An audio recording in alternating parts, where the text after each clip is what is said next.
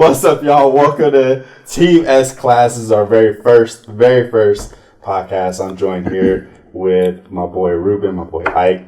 All right, by the time this is released, it's going to be out on all platforms. All right, all platforms: Amazon, Apple, it's about everything. Yes, sir. Go ahead and check us out, okay? And so listen. Just a brief overview of this channel. Listen, we're just going to talk about whatever. All right, it's primarily going to be gaming, Marvel, anime, DC, anything. You know what? Anything. Girls. It doesn't matter. All right. So that's what we're gonna do. But to start this off, we're gonna start this off heavy. Best anime arcs. All right. So let's jump into it because I feel like this is a very heated discussion. But personally, I feel like the best Dragon Ball arc was the Buu Saga. I feel like Buu Saga introduced because everyone was talking about Cell and Super Saiyan 2 Gohan and like it was nice, but and the androids, but Buu. I feel like the Buu Saga is the best. I'm gonna have to agree with you on that one. Here's my thing with the Buu Saga, because everybody thinks Frieza is the best because Frieza is more iconic, or whatever the case may be. Stop. Yeah, we're not gonna go there. I mean, like, I can't even say Frieza started it, but Frieza was like the real bad guy that actually gave them problems. Frieza, you gotta give credit where credit was due, bro. Frieza is literally the first real villain between Dragon Ball and Z that ushered in real change. Real change. When was the last time that you, like, Goku never got pissed off and like really wanted to kill somebody out of like anger. It was always to save the world, to save somebody else. Frieza had real character development change with our main protagonist. Right. And so when Vegeta came onto the scene, Vegeta killed Nappa, right? Vegeta killed his own home. Okay, cool. And then Frieza comes in and Frieza's a fucking menace. To society with capital letters. Yeah. But he blew up the whole planet. I get Buu blew up the planet. He blew up several. He blew up several after that. I'll give him that. But as far as menacing, as far as what makes a villain terrifying, like, okay, yeah, Buu, just destruction. There's no real rhyme or reason. It's just what he is. Right, but it's not just him. I feel like the thing that makes the arc the best, in my opinion, is that you have, okay, so not only was he a top tier fucking villain, you're introduced to a whole new cast of characters. You get the fusions. So now with this little fucking fusion dance, that mean anybody can fuse? Yeah, that's true. That is true. Matter of fact, the games, it's Budokai, whichever. It was Budokai 2 that had the weird Goku fusions with and fucking it was Goku and Hercule. Everybody. It was Tien and Yamcha. It was some interesting fusions. Such a great dynamic. Not only that, but it's like, okay, so now you have Goten and Trunks, and then you can see what they can do. All right, so let's just take away the whole fusion aspect. Let's just take away the whole, Gotenks go Super Saiyan 3. So, Gohan has always been like that prodigy. Yeah. The prodigy son. That's when right? Gohan we're going to get to that. But he is, and then he goes to, he gets his potential unlocked, which we're not going to talk about it being wished in the new movie. Yeah. But he gets his potential unlocked, right? And then after he gets his potential unlocked, he's this half Saiyan, half human hybrid. Right. So a lot of people are thinking the first half, yes, that's what makes him special. Right. But that's the thing, though. Goten has the same parents. So does Goten have that same, like, ability to get stronger Well, I mean, it's already been said that all hybrids rather, they're stronger than their potential, because which doesn't make sense to me. How it would make sense is it's the human side of them. The Saiyan side. They're humans though. That doesn't make sense. So we don't have unlimited potential. Krillin is a weakling. Well, Krillin's he's just a straight DBZ human. cast. It's a straight human though. Well, but what they're getting at, human. yeah. But what they're getting what at... does that really account for? He can't beat the androids. He can't beat Cell. He can't beat Buu. He can't beat Frieza. Not the other three. No, but that's all he can do. Yeah, that's about it. Make babies with one. But with what they're saying is that because of the merging, the DNA, like because of the human potential aspect, combined with the fact of their Saiyan heritage and all that other shit, it makes sense. But see, that's the thing. But hold on. But that's why Buu Saga is the best though, because people want to talk about like, oh, Cell, Super Saiyan 2, that transformation was iconic. Super Saiyan 3 was iconic. Fusion was iconic. I feel like that Super Saiyan 3 transformation took 4 episodes for Goku just kept screaming. It gave us 2 fusions. It gave us 2 fusions. So now it's like, okay, not only can they do a fusion dance, but they have the tutorial. Yeah, with the earrings, that were supposed to be permanent. Right, yeah. And it gave us 2 fusions. True. Cell Saga didn't do that. True. I mean, it didn't need it because, like, you think Cell Saga didn't Boo? The best part of the Cell Saga, and I will keep saying this, is when Gohan one-handed command hits. Exactly, and that's all you really need. That's all you need. That was the most classic that's all you need. That's all you need. Ever seen. That's all you need. It was beautiful. The perfect transformation, the best transformation, unarguably. The one with no drawbacks and all the pros, no drawbacks. What's no drawbacks? Super Saiyan 2 has no drawbacks. It's Super Saiyan 3 has no drawbacks. No. Super Saiyan 3 has drawbacks. Well, you're using stamina. It's stamina. It's all Super Saiyan transformations are using not 2. Goku said this 1,000 times. The reason he doesn't go Super Saiyan 3, the stamina draw is way too high. It's too high. It's actually pointless. He cannot fight that long in that state. Which is very. I thought that was only because he was dead. No. When he was dead, it's because when he was dead, he was able to hold it longer.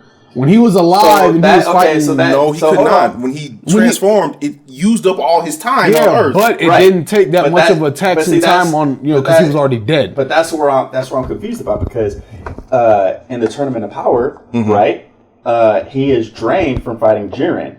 Okay, then he takes on Kefla and Kale, and he's like just sparring or training with them. So he's trying to get like his stamina back. Right. And then he goes Super Saiyan 3 for literally 5 seconds. But if it drains so much stamina, why would he use it? Goku's strategic with Goku literally he's also arrogant as well. Remember when he transformed between Super Saiyan Blue and then God in that same, like in an instant. One was for speed. Red is faster than Blue. Blue is stronger than red. Yeah. So he went red just for the speed boost, for and then teaching aspect instantly switched back to Blue for the power boost. So it was like a combination of speed and power. It was so like look a at it like teaching that. aspect for Kefla and Kel. Because to be fair, I think red is a better form, but he doesn't want to stay in that form.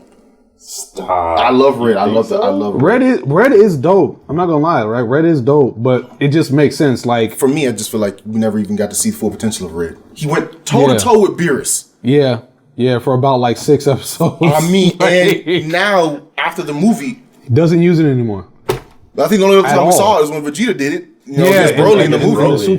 And that was against Broly. Beautiful. Yeah, he was. Yeah, that was beautiful. Oh my God. Yeah, Vegeta finally got his shot. I mean, he did. We're not gonna interject a little. Oh, okay. So that's another reason why I think Buu Saga is the best, because Vegeta goes back to his roots essentially. Vegeta goes back to, and then he blows up the fucking. What I'll say. He kills all those people. What I will say for the Buu Saga. What I will say for the Buu Saga is that it does, in my opinion. Personally, it does have the best fight in DBZ history, which is Majin Vegeta versus Super Saiyan 2 Goku.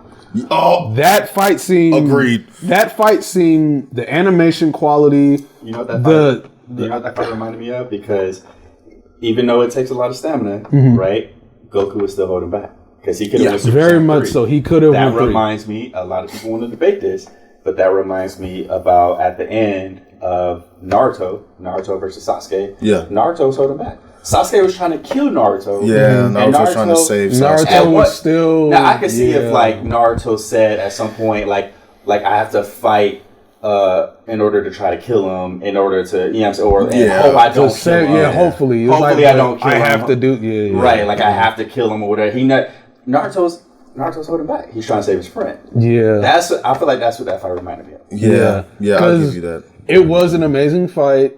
Slapped the shit out of Goku. Basically, Goku on those rocks. He gave him the aristocratic bitch slap because Vegeta he's royalty. He gave him the aristocratic bitch slap. You know your place.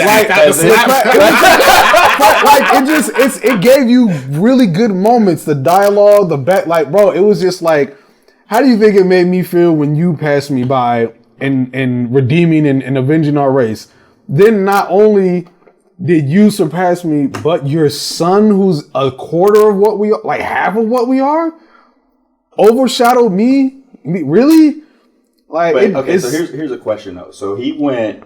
You know how hard of a time he had going Super Saiyan 1. Very, very hard until he actually had that moment of lied to himself. I'm a Super Saiyan now. Right. He died and got revived by Dende. So do you think he needed what was it, Babidi, right? Or did you think he needed to get him over the hump to get Super Saiyan 2?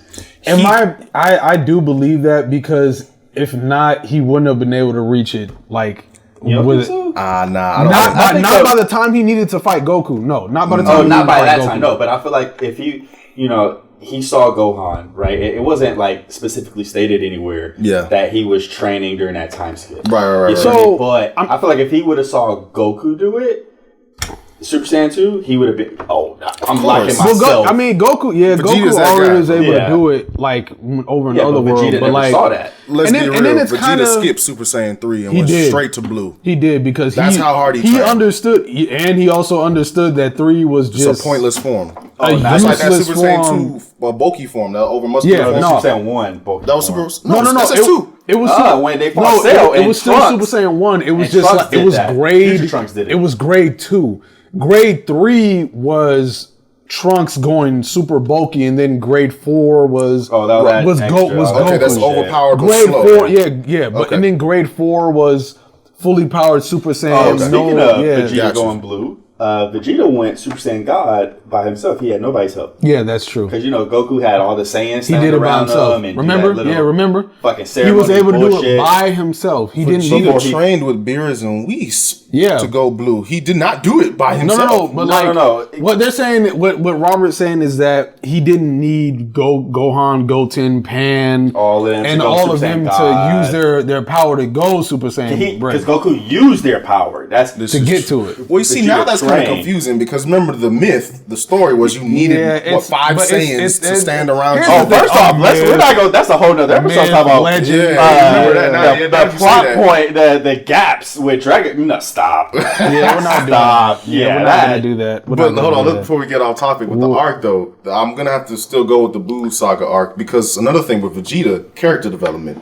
Vegeta finally, after I don't know how many episodes, admitted that Goku was his better. 200. At the end. 230. That was during fighting Kid Buu. He finally just said, you know what? It was 230 plus that I feel like that was also, even though Akira Toriyama probably didn't, have this idea in mind back then, who knows? But that was kind of like a insight as to like Vegeta's new form, Ochigo, because he was taking those hits from Buu. Yeah, he was like getting blasted in the face, point blank range. I mean, Nick, how he didn't die again? Because he was already dead again. He did die in that Buu arc. That part kind of effed me. That's what I'm saying. Again, well, he sacrificed himself. Yeah, that I can tell. Too many feels on that one. What I feel is that for the Buu saga, it had Vegeta character development written all over it. Yes, it did. That's like 100%. there was Vegeta character development.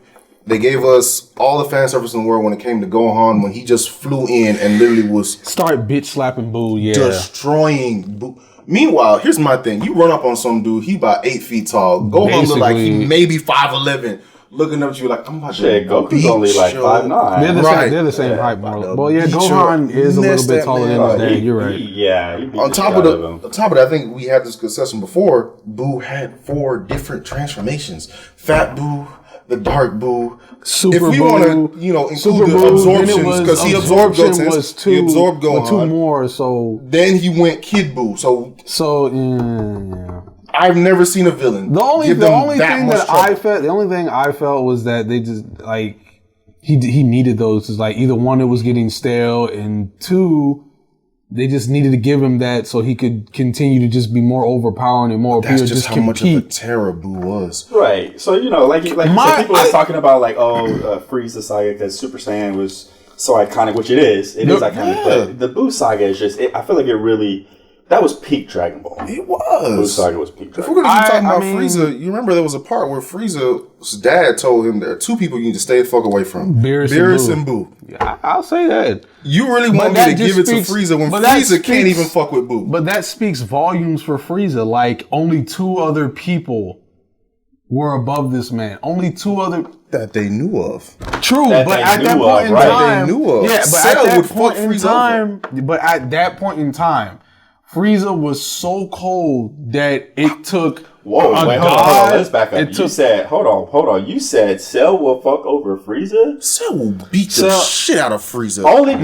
Non-golden Frieza, Cell at that point. Yeah, we're not talking about golden Frieza. At that point in time, because he has Saiyan cells. He's got Saiyan biology. So literally, technically, he gets stronger.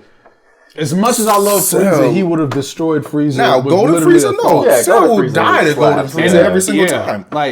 But that current Cell versus that Frieza, let's be real. Canon Cell, even after he died and went to HFIL, and he got that power boost or whatever and all this other good shit, still can't mess with Golden Frieza. Like this, I love Cell, don't get me wrong, but no. Yeah, Cell just don't got it. It's not happening.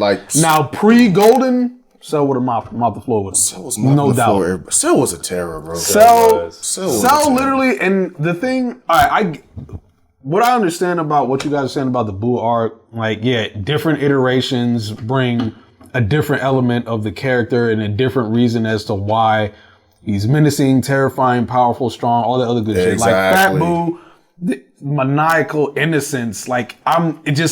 I'm good, but at the same time, I'll switch on a dime and I can just be very sickening. Thank you, because you remember he'll make that little face, little evil face and smirk like he about to kick. That's some creepy shit. Then when you get to the Gray Boo, it's just stoic, no real emotion, really. Yeah. Then when you get to Evil Boo, Evil Boo or Kid Boo is just pure evil. Yeah, he was psychotic. That's it. That's the pure between Evil Boo, Super Boo. It was just a development of speech and character as to more intellect, more understanding. Didn't he only get the speech and stuff because so supposedly he absorbed the Kai. Yeah, exactly. That's what I can. With his speech, because he actually dumbed down when he went to Kid Boo. Kid Boo, he didn't really talk. He was just screaming and became an idiot. Yeah. But see, that's the form that was going through galaxies. Exactly. And destroying everything. I get that, and the reason why I do like Super Boo the most is because he was voiced by Yusuke Yu Yu Hakusho's voice actor. That was the thing I liked the most. I did not know that. I didn't know I love that the most, and I'm sorry guys that I don't know his name right off the top of my head. I'll figure it out. I'll remember it for next time. So since you said that, best Dragon Ball movie then. Well, before we do that, I get that Robert and Ike said Boo. I'm obviously going for Cell Saga. Frieza Saga is amazing, but as far as an arc, for me, I'm going with Cell. Why? I just need 1 point. For Cell? Minus the Gohan one-handed. Minus the one-handed Gohan Kamehameha. That was amazing, but why? Vegeta had character development. Nowhere near as much as he had with Boo. Vegeta was just as cocky as he was in the beginning. But he did have character development, though. Stop. No, he was Super Saiyan. He had character development, but he was Super Saiyan, right? And then he killed that fat android. Okay. He killed Android 19. Yeah, and then 17 comes and breaks his fucking arm. Right. That was 18. 18. Yeah, 18. Sorry, with the kick. Sorry, kicked the shit out of him. Into oblivion. So I don't know what happened between him getting his arm broken and then fighting Cell, because he was cocky as fuck. Yes, he was. Cell, right? He let Cell power up. He let Cell power up. To be honest, let's just be fair. It's literally a genetic trait with the Saiyans. But it's not just he done humbled himself now. It's not just with Vegeta. Here's what I think, unpopular opinion.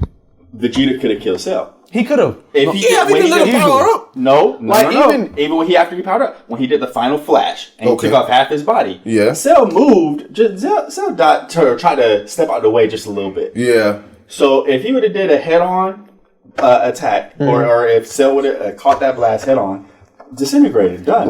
His whole top half was gone. Yeah, there was nothing. Yeah, with that warp command, man, that's No. The Final Flash. For Final Flash, he powered up. Now you talking about Goku when he instant transmission from the sky? That's different. I mean, but I see what you're saying, but it's just a genetic trait with Saiyans. But then to be fair, if you want to bring that up, I'm sorry. Well, no. Goku probably could have killed Perfect Cell with that warp command, but it's the angle that he used. And then on top of that, he didn't want to hit the planet. Yeah. He didn't want to destroy the planet. Now that I remember now, because the Final Flash only took off a piece of Cell. Yeah. But it was still it does hold a testament to how great of a warrior Vegeta is to be able to focus it still on Cell and not blow up the entire Earth. Fair. Point blank, right? But if he took he would have died. He would have disintegrated into oblivion. It's just the one-arm Kamehameha, it was just, stronger, his bigger, cover a wider area. Yeah. It completely disintegrated itself. And it doesn't give him time to regenerate. It gave him no chance. If he point blank did that final flash. Because he was walking with the Kamehameha. But he didn't, and Tien had to come in and save the day. With the tri-beam. Yo, honorary mention to Tien, bro. Man. Did you hear the bridged version of Tien? He said, you're not a Namekian. Keep going. You're no Super Saiyan. Yep. He was like, you know what? Fuck power levels. Fuck Super Saiyans. And fuck you. Oh my God. Kiko! He just kept doing it. Shin Kiko, bro. We still got him. Like the fact that everybody sometimes overlooks the fact that the Tri-Beam still is one of the sickest and most powerful moves because it uses life energy. I'm tripping on how. Shout out to Tien. He has it. He's holding it like a triangle. When it hits the ground, it turns into like a rectangle. Rectangle. It's weird. Like, bro, the geometry doesn't add up. It doesn't really. Because at first it's a triangle. Then with the way he holds his hands, it turns into like a weird eye shape. It's weird. I don't know. It's very weird, but it is still an awesome attack. So awesome technique. That's Dragon Ball movie though. It's gonna have to be. I don't want to get them mixed up, but I feel like it's number 11. When Goku did the Golden Dragon, that's 13. Wrath of the 13? Dragon. That was a 13. Wrath of the Dragon was 13.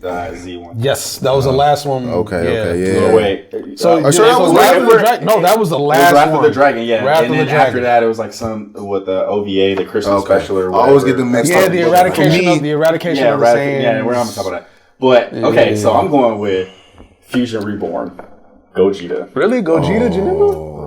Because they introduced a character. They introduced a brand new character.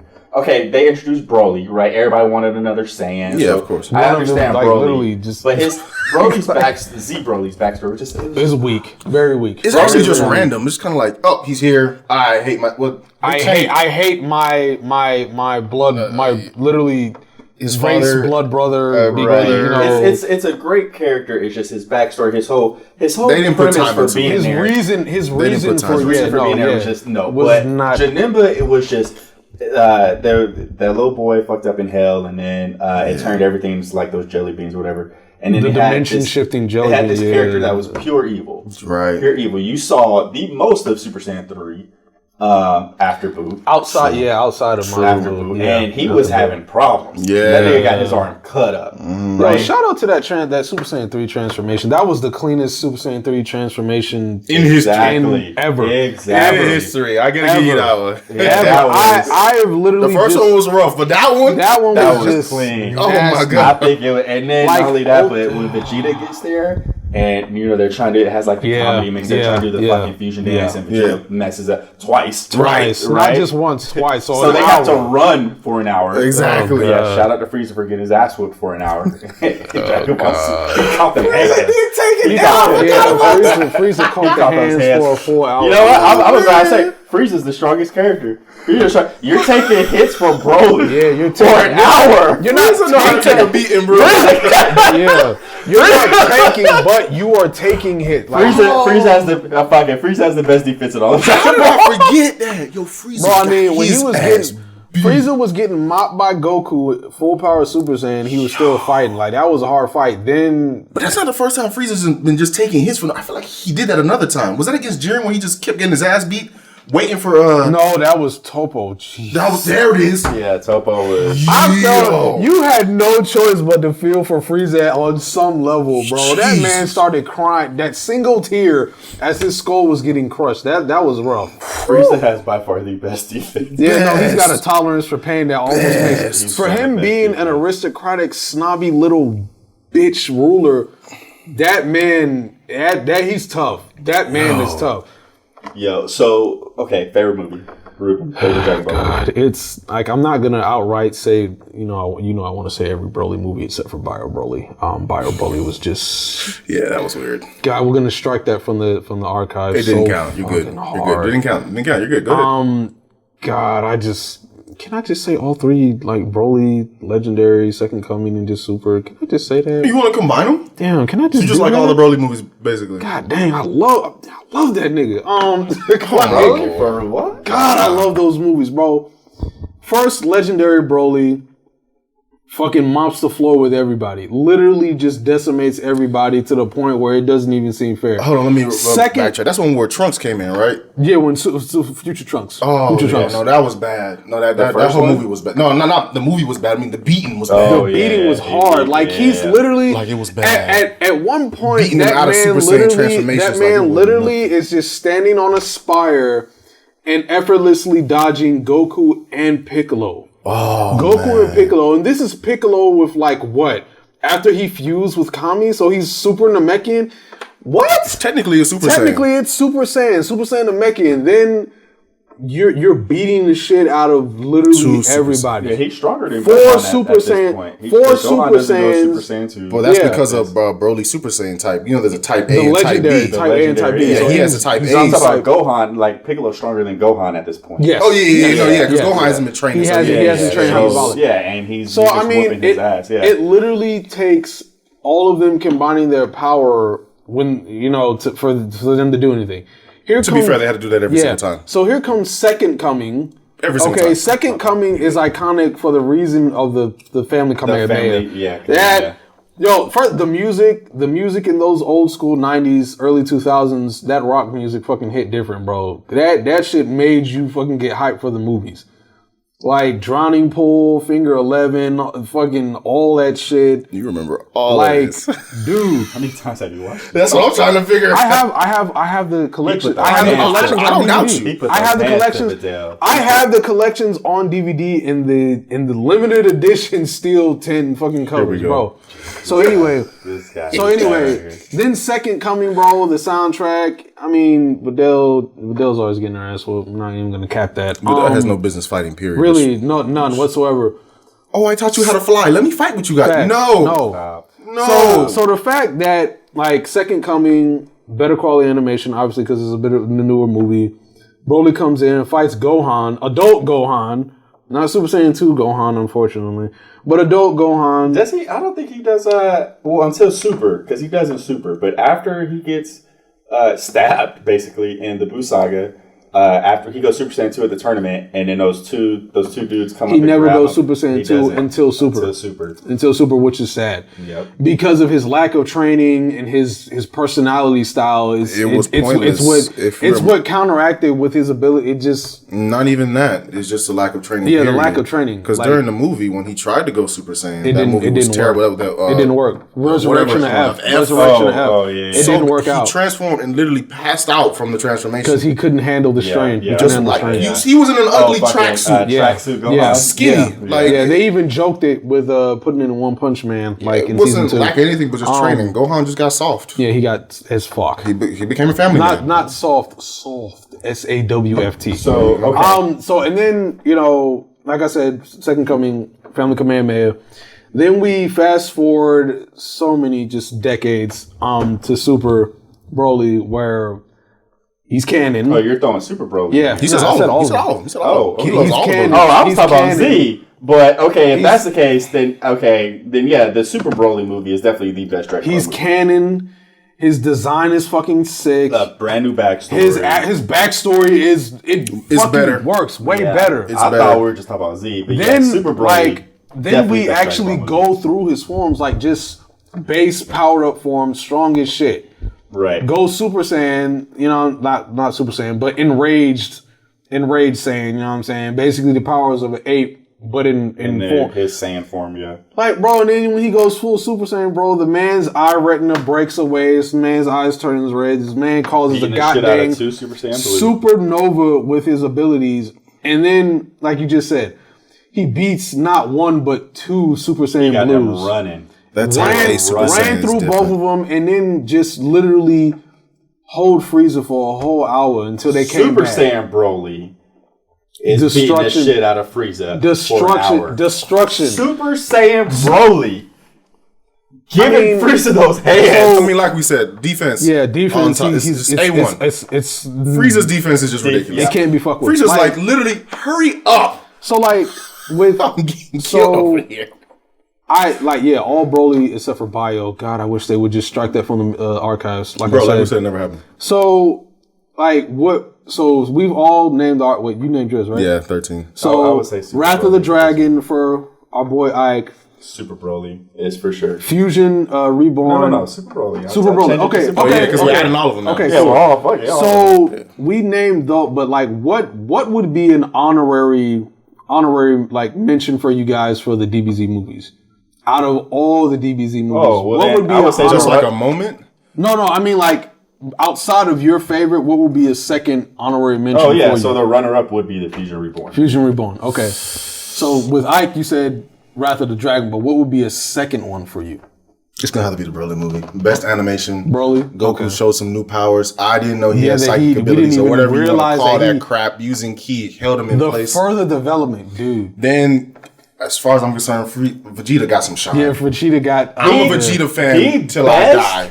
The no other moment, in my opinion, in Dragon Ball like history is when Vegeta was whooping the shit out of Broly. I mean, And even though Broly is getting stronger, Vegeta's getting stronger. Exactly. Vegeta's like, you know what? That was Vegeta's. I think that was Vegeta's best moment. to the point where Goku told him to chill. You're gonna kill him. Yeah, facts. Yeah. Literally told him to chill because he wants to fight him. Don't kill him. Right. Come on, that bro. movie would have ended Come on. so soon. The minute he transformed was about to hit the blast, Goku was like, "Yo, wait!" Yeah. And didn't that even was fight him Super yet. Saiyan God. Or yeah, Super so he Saiyan could, God, yeah, yeah, Super he's Saiyan still Red, gonna yeah. win Super Saiyan God, Super Saiyan. Yeah. Oh my Yeah, goodness. true. Yeah. Come on, bro. That has to be- He was about to kill Broly before Broly ever realized his full potential. Yeah. Thanks. Yeah. Okay. For me, I'll take it back a little bit because it really holds a lot of weight for me. Is Revenge of Cooler, fourth form Cooler. I gotta give you that. Fourth form Cooler, bro. Like I said before with the other '90s, early 2000s. That's one with the metal cooler. No. Metal Cooler was Cooler's return. Cooler's Revenge is when Cooler first came to Earth after he realized after he Frieza killed died. Frieza? The first Cooler movie. Okay. With Gotcha. fourth form Cooler, where he was bigger than second form Frieza, fucking that mask, bro. That's the one where he kept kicking Goku in the crotch, isn't it? No. That was the metal one. That was the metal Return one of they kept Cooler. doing? That was he Return kicked of Cooler. Vegeta In the dick like 1,000 times. Yeah, Jesus. What But he doing? that was when like Goku With just Revenge learned of Super Cooler, Saiyan. with Revenge of Cooler, that's when after he, because the movies are non-canon and they're in a weird order placed in between. order. They're placed in between weird, so it almost kind all of those works. movies are non-canon. Yeah. So it's like, only Goku knew Super Saiyan. Yeah. So this is back when Gohan had the mullet. Oolong was still here. Icarus was still here. We haven't seen Icarus since ages. But the fact that Cooler coming through, it was iconic. It was like, who the fuck is this guy that looks like Frieza? He's a darker shade of purple. He's already in his final form. Okay. He's strong as shit.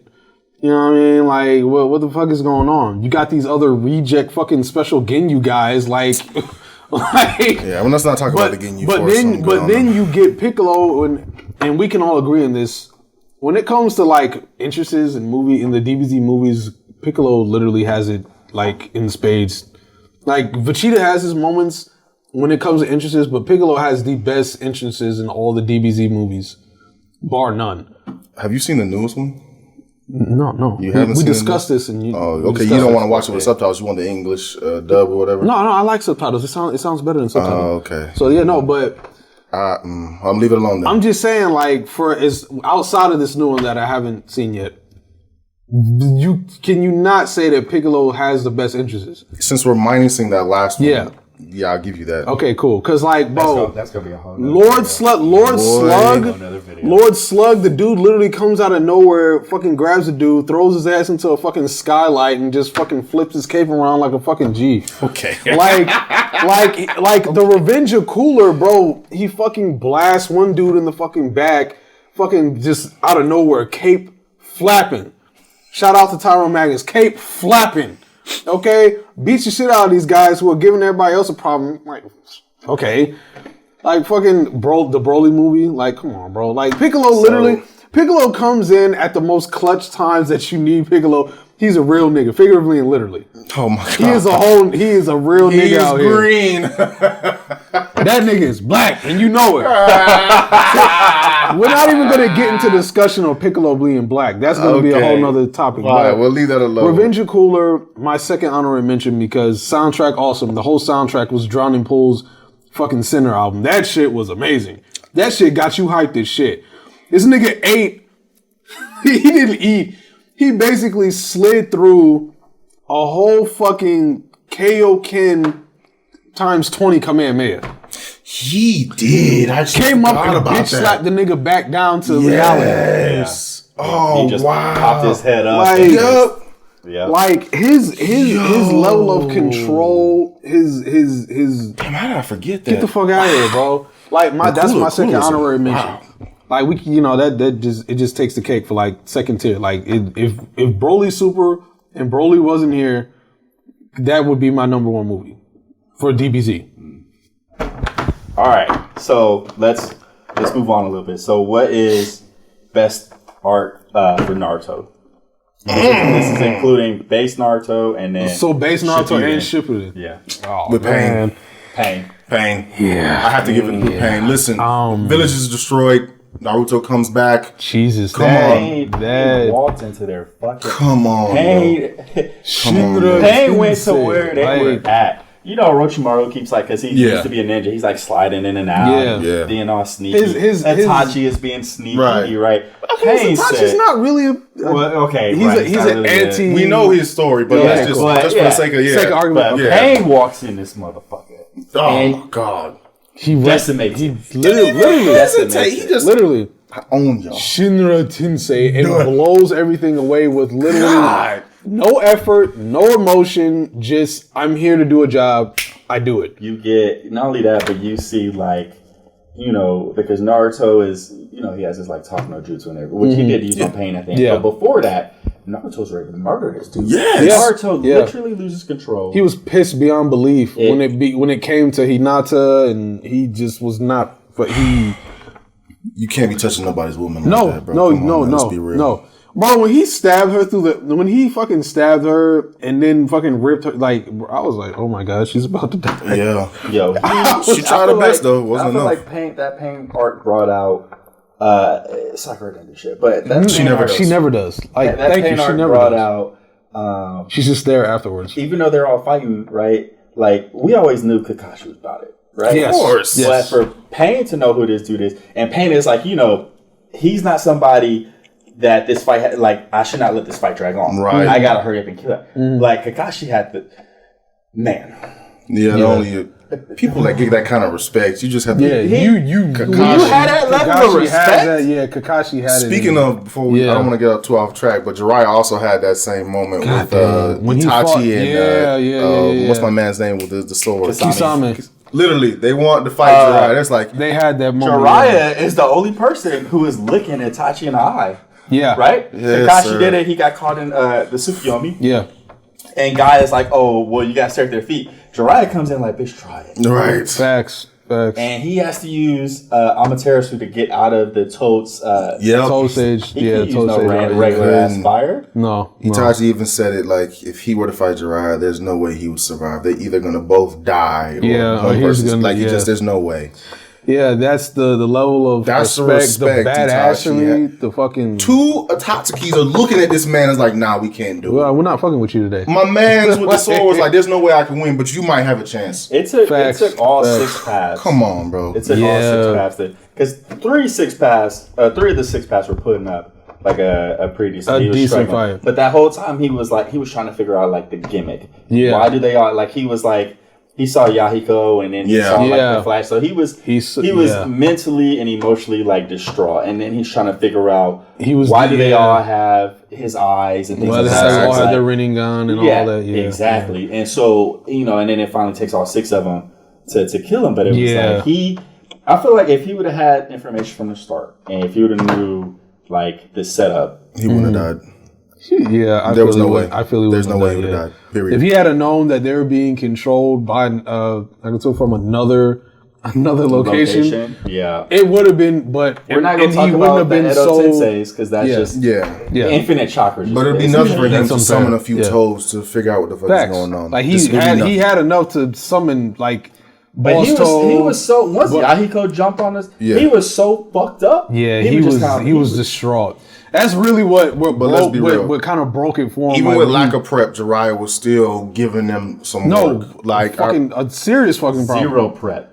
A serious problem. He was still giving them work. I cannot. We're not gonna sleep on Jiraiya. No. He went out like a G. I didn't want him to go out, but that shit was sad, bro. It took that many ninjas to take down one man. I remember when I first saw that, and I remember I had stopped watching Naruto for a minute. Then I chimed back in. And I was like, wait, what the fuck? I was like, no. I was like, because I chimed in right after he died. So I went back and watched him. I was like, why the fuck is everybody so sad? Like, what the fuck is going on? Right. Like, why? I went back. So I had to go back like 10, 12 episodes. And then I didn't want to like read the synopsis because, they just give the synopsis of the episode. I was like, I'm not reading that shit. I watched those 10, 12 episodes, bro. This shit damn near had me in tears. I was like, man, this is some sad shit, man.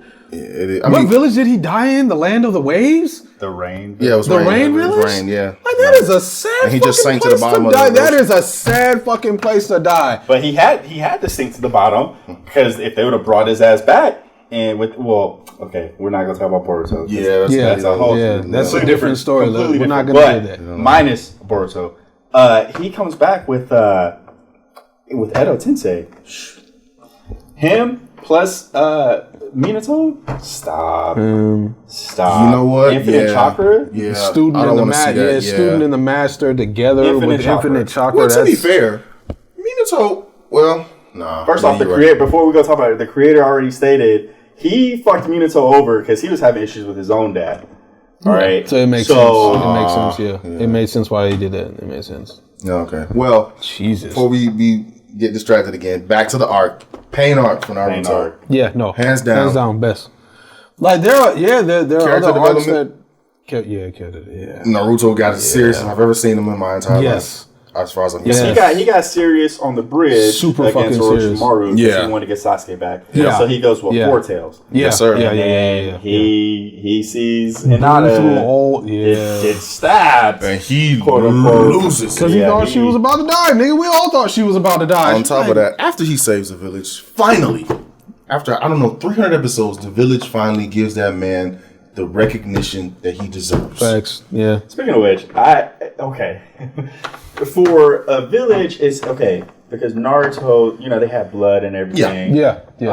And for them to be a cast like a lot of ninjas, like the whole village is ninjas. Yeah, a lot of motherfuckers didn't die. I thought for sure a lot of his classmates were gonna die. True.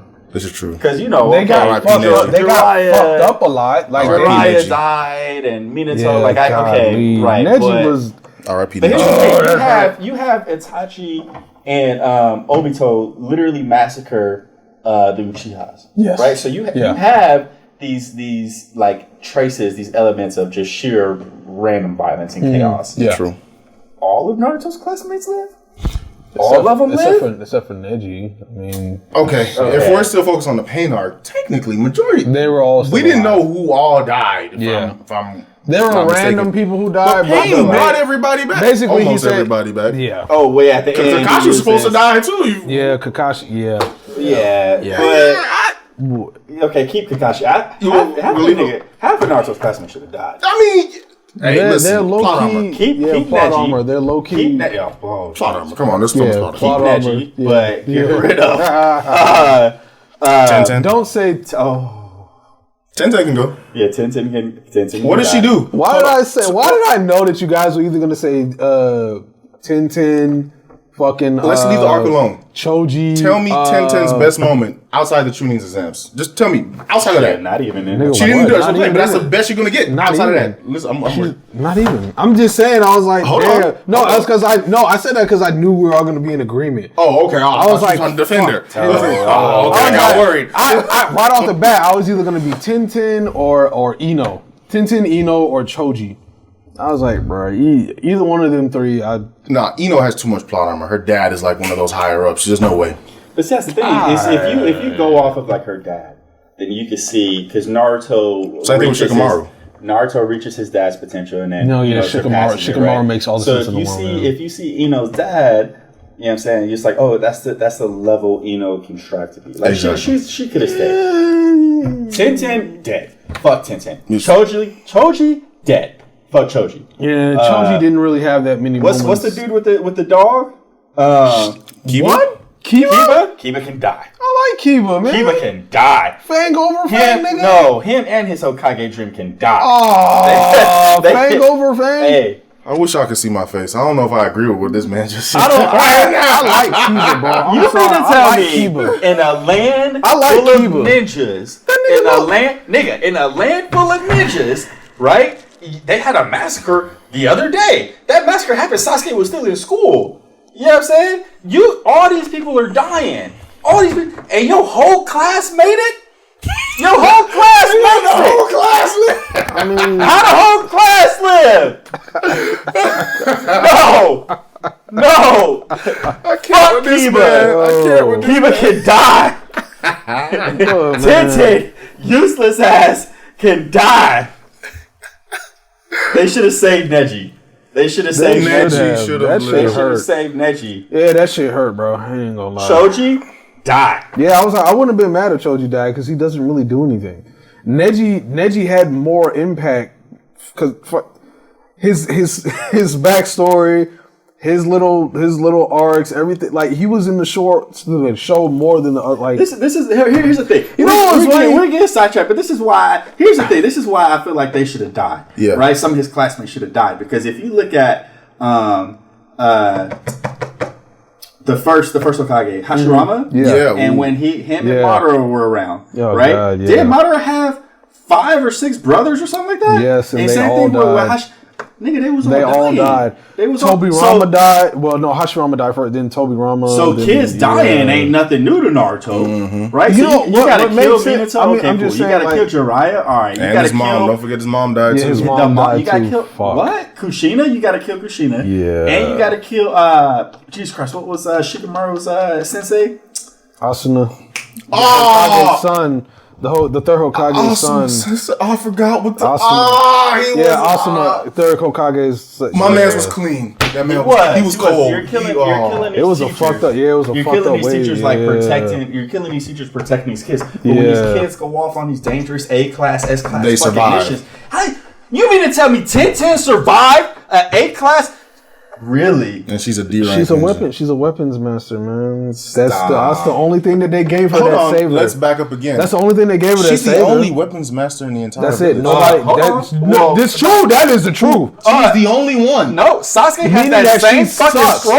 Stop. He has that same scroll. Sasuke is not a weapons master. No. Where he pulled his sword out from? He's not a weapon master. She can literally any weapon you can think of. So you said Tenten can be Sasuke in a sword battle? It's not about beating a weapons master. We're saying the reason why she still made it. Listen.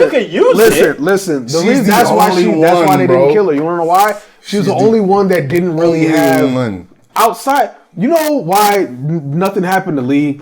Because it's fucking Bruce Lee. That nigga is the coldest motherfucking. That nigga is cold. Yeah, he is cold. He can open up the third gate and nobody's touching him. He can open up all of them. So, fucking awesome. One of the sickest fucking moments ever in anime history is when he was fighting Gaara. But so that's why he keeps him. Because of that. They keep Tenten because one, it sucks, but the only unique thing is she's the only person that uses just straight weapons with nothing else. Your whole argument is invalid.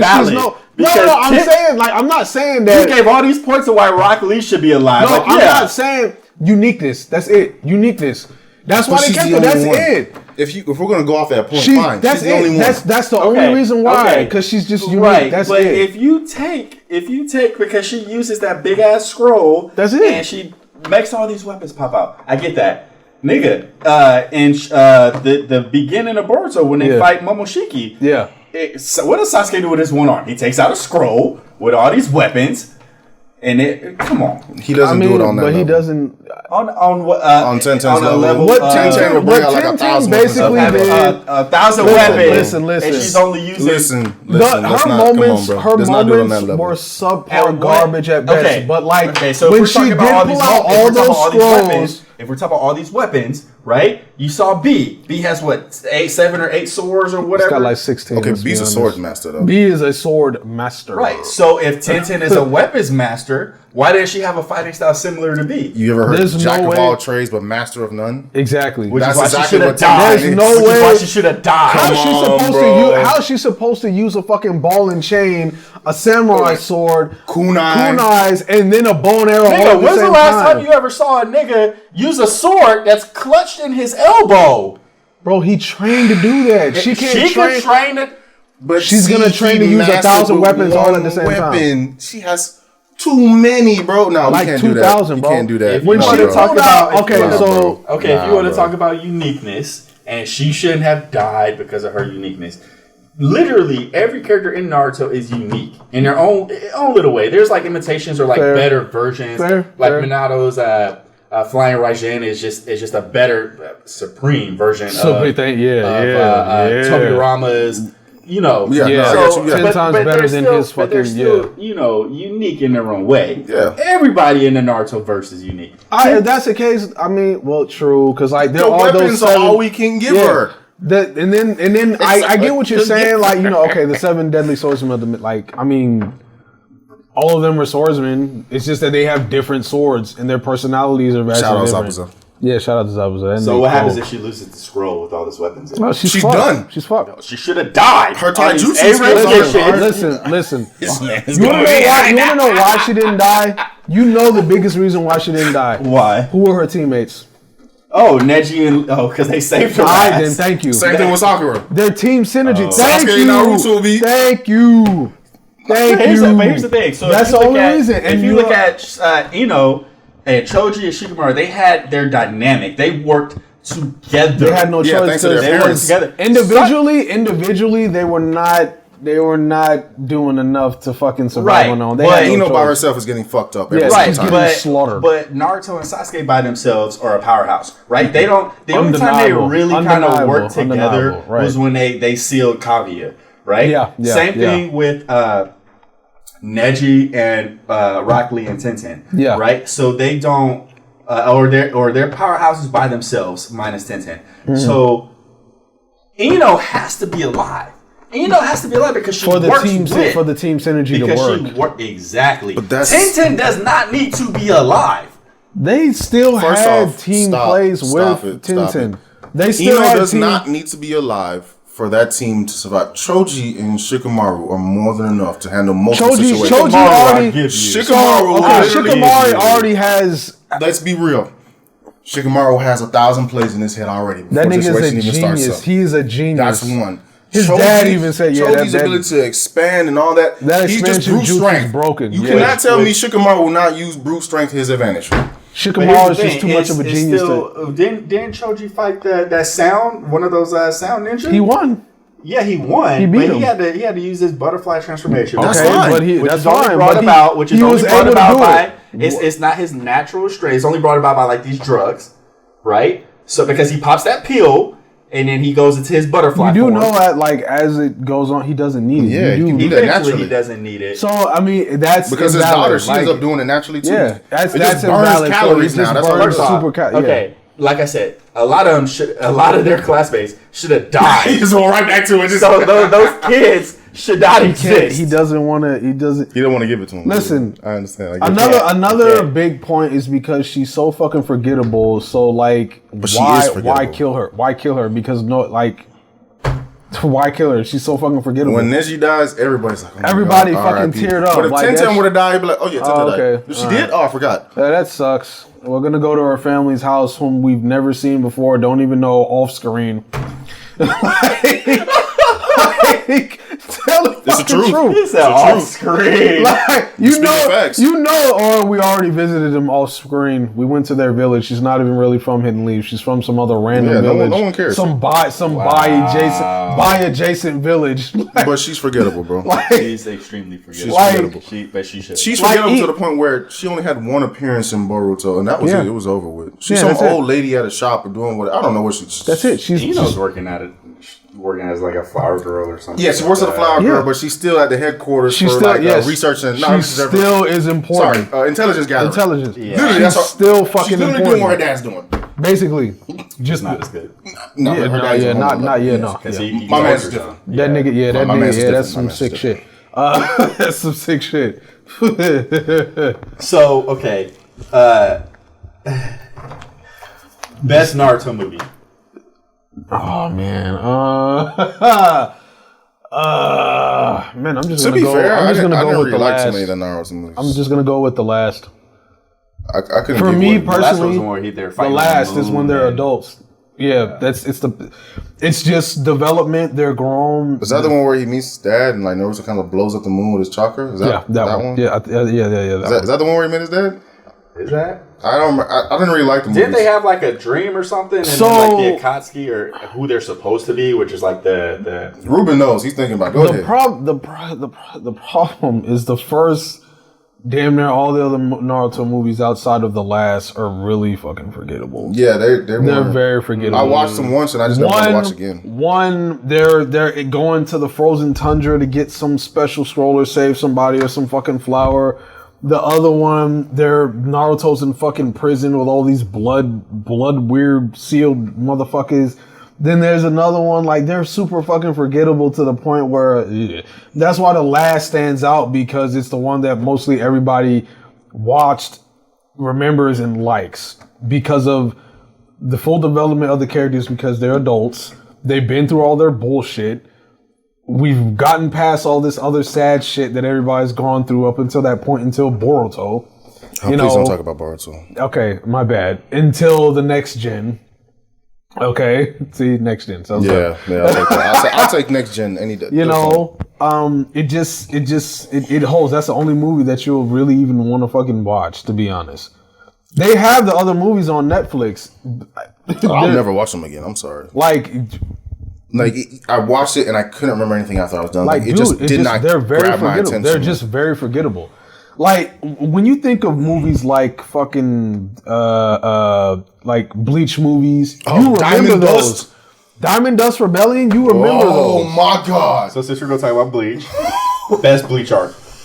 Ah, damn. The best one was when they went to go save Rukia from the Soul Society. Oh, so the Soul Society arc. That was the best. That's when his Bankai was at his best, as far as I'm concerned. Okay, so basically, Ike's basically saying the introduction of the characters. It was the development of all the characters to an extent. The fact that Ichigo literally goes through the full spectrum of just regular Zanpakuto Shield, Shikai, Bankai. Let's back that up for a second. He gets to see. I love what you're saying. Hold on, before you skip a part. Go ahead. Yeah. Kenpachi versus Ichigo. Yeah, that was actually you forgot sick. That? No, I didn't forget. He goes into his sword and talks to his sword. Kenpachi not take off his eye patch? Yeah, and they just went full black. Come on. He did. He injured Kenpachi. He did. He wasn't in his Bankai. A few times he injured him, yeah. Come on. Neither was Kenpachi. Because he didn't know. He didn't fucking care about Shikai or Kenpachi versus first form Ichigo. It's just straight raw power. I agree. That is the best arc. The reason why I think that's the best arc, like you said, but the second arc, I feel like it was repetitive, right? The Bound arc?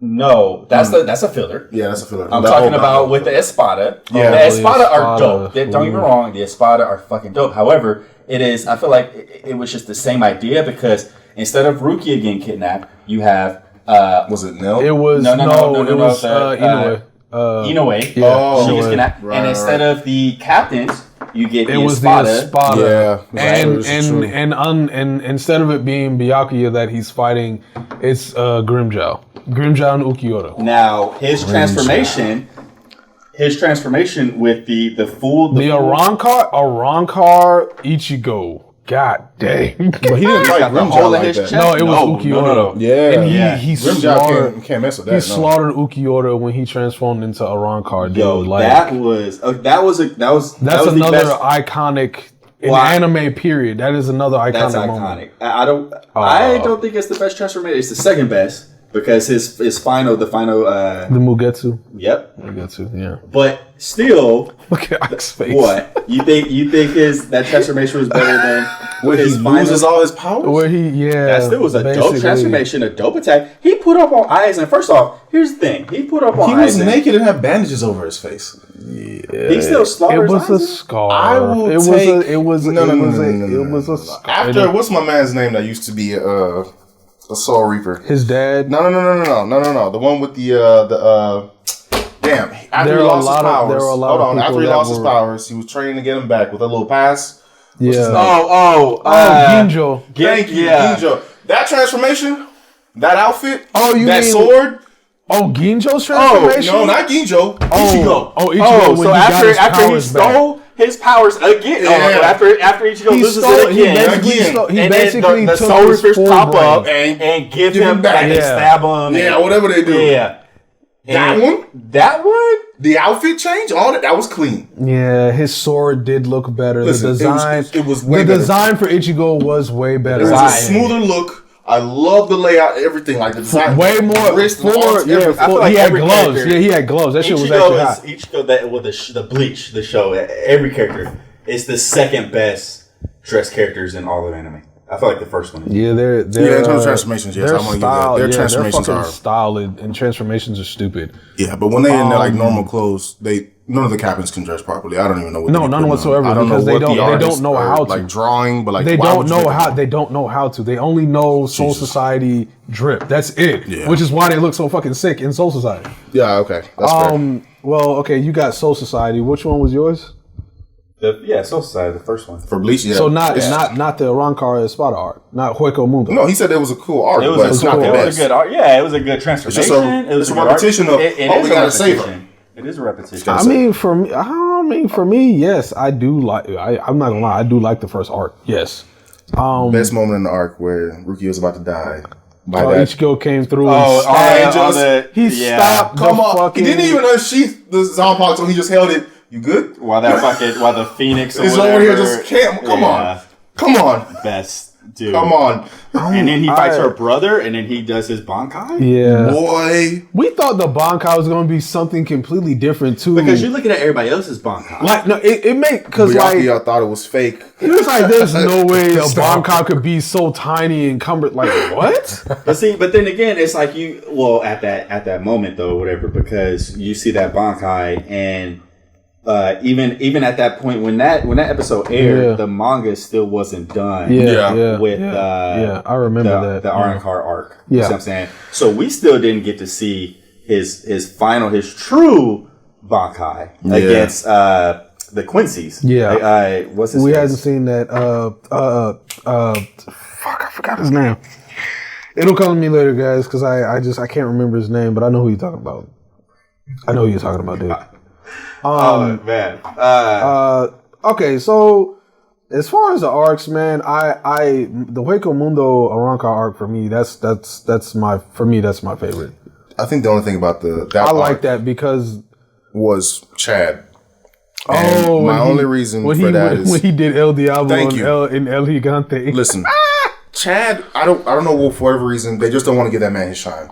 He feels like another Vegeta to me, but he doesn't have the power level, nor the strength or anything to like to be on par with anybody on the team. Yeah, not even Uryu, man. Uryu is He can't fuck with anybody. I What feel like do he you- gets a power up. He does get a power up. And then he Because doesn't fights the use one- and then he fights leaves the like one of the demoted Espada. Espada, Yeah. who's still strong as shit. but Literally, you thought Chad was slow. Then he damn near did a flash step. basically he did a So flash what step. happened? Where'd But the see, speed go? that's not just that, but it's like his entire moveset is just the same. He's just punching. It's Yeah, that's it. power. That's all he- It's I mean, fine. but that's It's what he is. fine. He's- It makes sense. He's just a powerhouse. Well, That's not it. even that. He's more defense, to be fair. Yeah, that El Gigante His first is fist defense. was more for And then- defense. You say he's defense, and I get that, but the person who's using defense the most is Inoue. Anyway, that's Senten Keshu's. Yeah, that I reject you, Okay. reject everything. She is a support character. Thank you. She She is is not a deep, she's a fucking. support The character. only thing she is She good stays for in the is back. healing people. And defense, apparently. In defense, She yeah. defends far more than Chad does.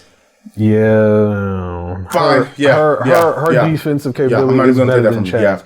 Chad's them to more be- strength based. For We them to know be this. cool, right? Because You know he's more El strength based. Diablo is more strength based. El Gigante is strong as shit too, even though it's When it more transformed, defense. it turned into a giant shield. True, but he can still use that other arm for power too. I mean, yeah, it has a little Because thing that where he, like, arm can- was power before he turned it into defense, and then Diablo came out of nowhere. You know, he always had it. He just never used it. Fucking. Just never used it. Because that's the thing. I don't feel like it's. So here's the thing. So, you know, Chad and Ichigo go back and they like fought like middle school bullies. or whatever. Yeah, they go long. Yeah. And that, you know, they went to go save each other. But I feel like outside of that, like it doesn't feel like a real friendship. You know what? I will say that friendship. when it comes to friendships, Ichigo does not have as much concern for He doesn't. Chad as he does for everybody. Listen, He don't. When Because Chad is. Inoue gets captured, we know he likes her. I understand Yeah, that's his that. baby. Now here's the thing. If Chad got captured, he would go save him. Like I'm not doubting that. No, Chad's the not gonna chemistry get on- captured because. The chemistry. The only time I felt like he felt for Chad was when they were like manipulated. Him and Inoue were manipulated. Oh, in the And they had last arc. The last arc, right? And they Yeah. had the, okay. and he's like, I don't want to fight The y'all. full- Y'all yeah, my I got you, friends. I got you. And Yeah, then, yeah, you know, yeah. their past were rewritten or whatever. And he's Yeah. like, and Ichigo's like, That ability actually is really fucking sick. but minus that, literally minus that. Book in Nowhere that. in the series is it like so.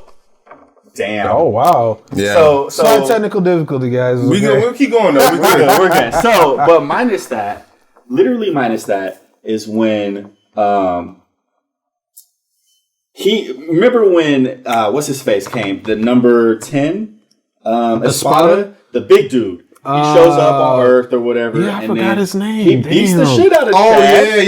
yeah. And Ichigo jumps Jumps in. in. Yeah. And when Ichigo jumps in, he Yeah. just looks and he's like, oh, okay, he's alive. He Right. alright. Yeah. Because Chad is so big and he normally takes care of himself and he's I feel like normally. Ichigo looks at him like Chad can take care of himself. That's basically what it is. That literally is what it is. That's to how be he looks honest. at it. Like Chad can handle his own. Like when you think of the characters in the group, you got Uryu, Chad, Inoue, and Ichigo. He did care about Uryu more than Uryu, man, but Uryu They had was that like so- that brotherly fight Yeah, thing going they on. Like fucking it was, but then come to the find out they're competitive cousins. nature. Yeah, which makes sense. It's That's hilarious. why it's more like Yeah. brothers. Yeah, it makes they're all the cousins. sense in the world. For those of you who don't Because know, Uryu has had some Uryu's had some interesting development through the show. he went. He's through got it, that boy. fucking shit with his dad. Then he's got his grandfather who got killed and experimented on. I think he Then has he- the most growth and most character He development really out of did. anybody. He really did. He went from hate. Well, he still hates Soul Reapers, but just not as much. Yeah, he just not as much. Yeah, just not as much. He's just a diehard Quincy, like, nigga, this is my people, my family, my heritage. Like, fuck you guys. Like, what are you gonna do? Yeah, I mean, they did slaughter everybody. And I do like the fact that out of all their power development, I mean, we're excluding anyway. Fuck her. Oh, first off, do not do Exclude that. who? You cannot exclude Inoue. Oh. One reason only. Her ability to heal is top tier. It's OP. It's not even healing. She's But we're talking rewinding about time. Yeah, she can go through time. But I'm talking about as far as my bad. Combat oriented Oh, abilities. okay, no, you're good. So I apologize for this anyway. Because I'm remember the not last time saying she tried to she's do useless. combat, got her little fairy sliced. Oh yeah, no, it got done up. Oh God, her little fairy, her little And fairy. he was gone for a season. He was like, He was gone. Yeah, he was like, my leg. But see, here's the thing. So not only did he, because he died, quote unquote, he died, Yeah. but you know they're a part of like her imagination or something Yeah, like yeah. that. So it's like she could bring him back, or Yeah, like, that- and they're that big the dude, little- the dude, the big guy who taught her because that similar power. Oh, yeah. So he was like, you could have healed him this whole fucking time. Yeah. Dude, So you know That's what? during the full break. Yeah, no. It was during the visored art when the visors first showed Was it up. during Visors? Yes, it was the visors when they all had their mask. Oh man, he was the one. Yeah, he was the one out of everybody. He created that giant prison for Ichigo. Dude, yes, out of everybody, that dude had the most amount of technique when it came to using keto that I've ever fucking seen. Yeah, in the entire fucking show and the manga. Nigga, you can create that many berries. You can use that many fucking keto techniques. You gotta remember, they used to be captains. Dude, yeah, and I was like, dude. They used to be captains. Let's not sleep on them. Oh, whoa. That was beast. But like... Except for one. The little girl. She was only a lieutenant. Yeah, she wasn't. Yeah. She was under a dude with the bowl cut. Yeah. Who had that? Shinji.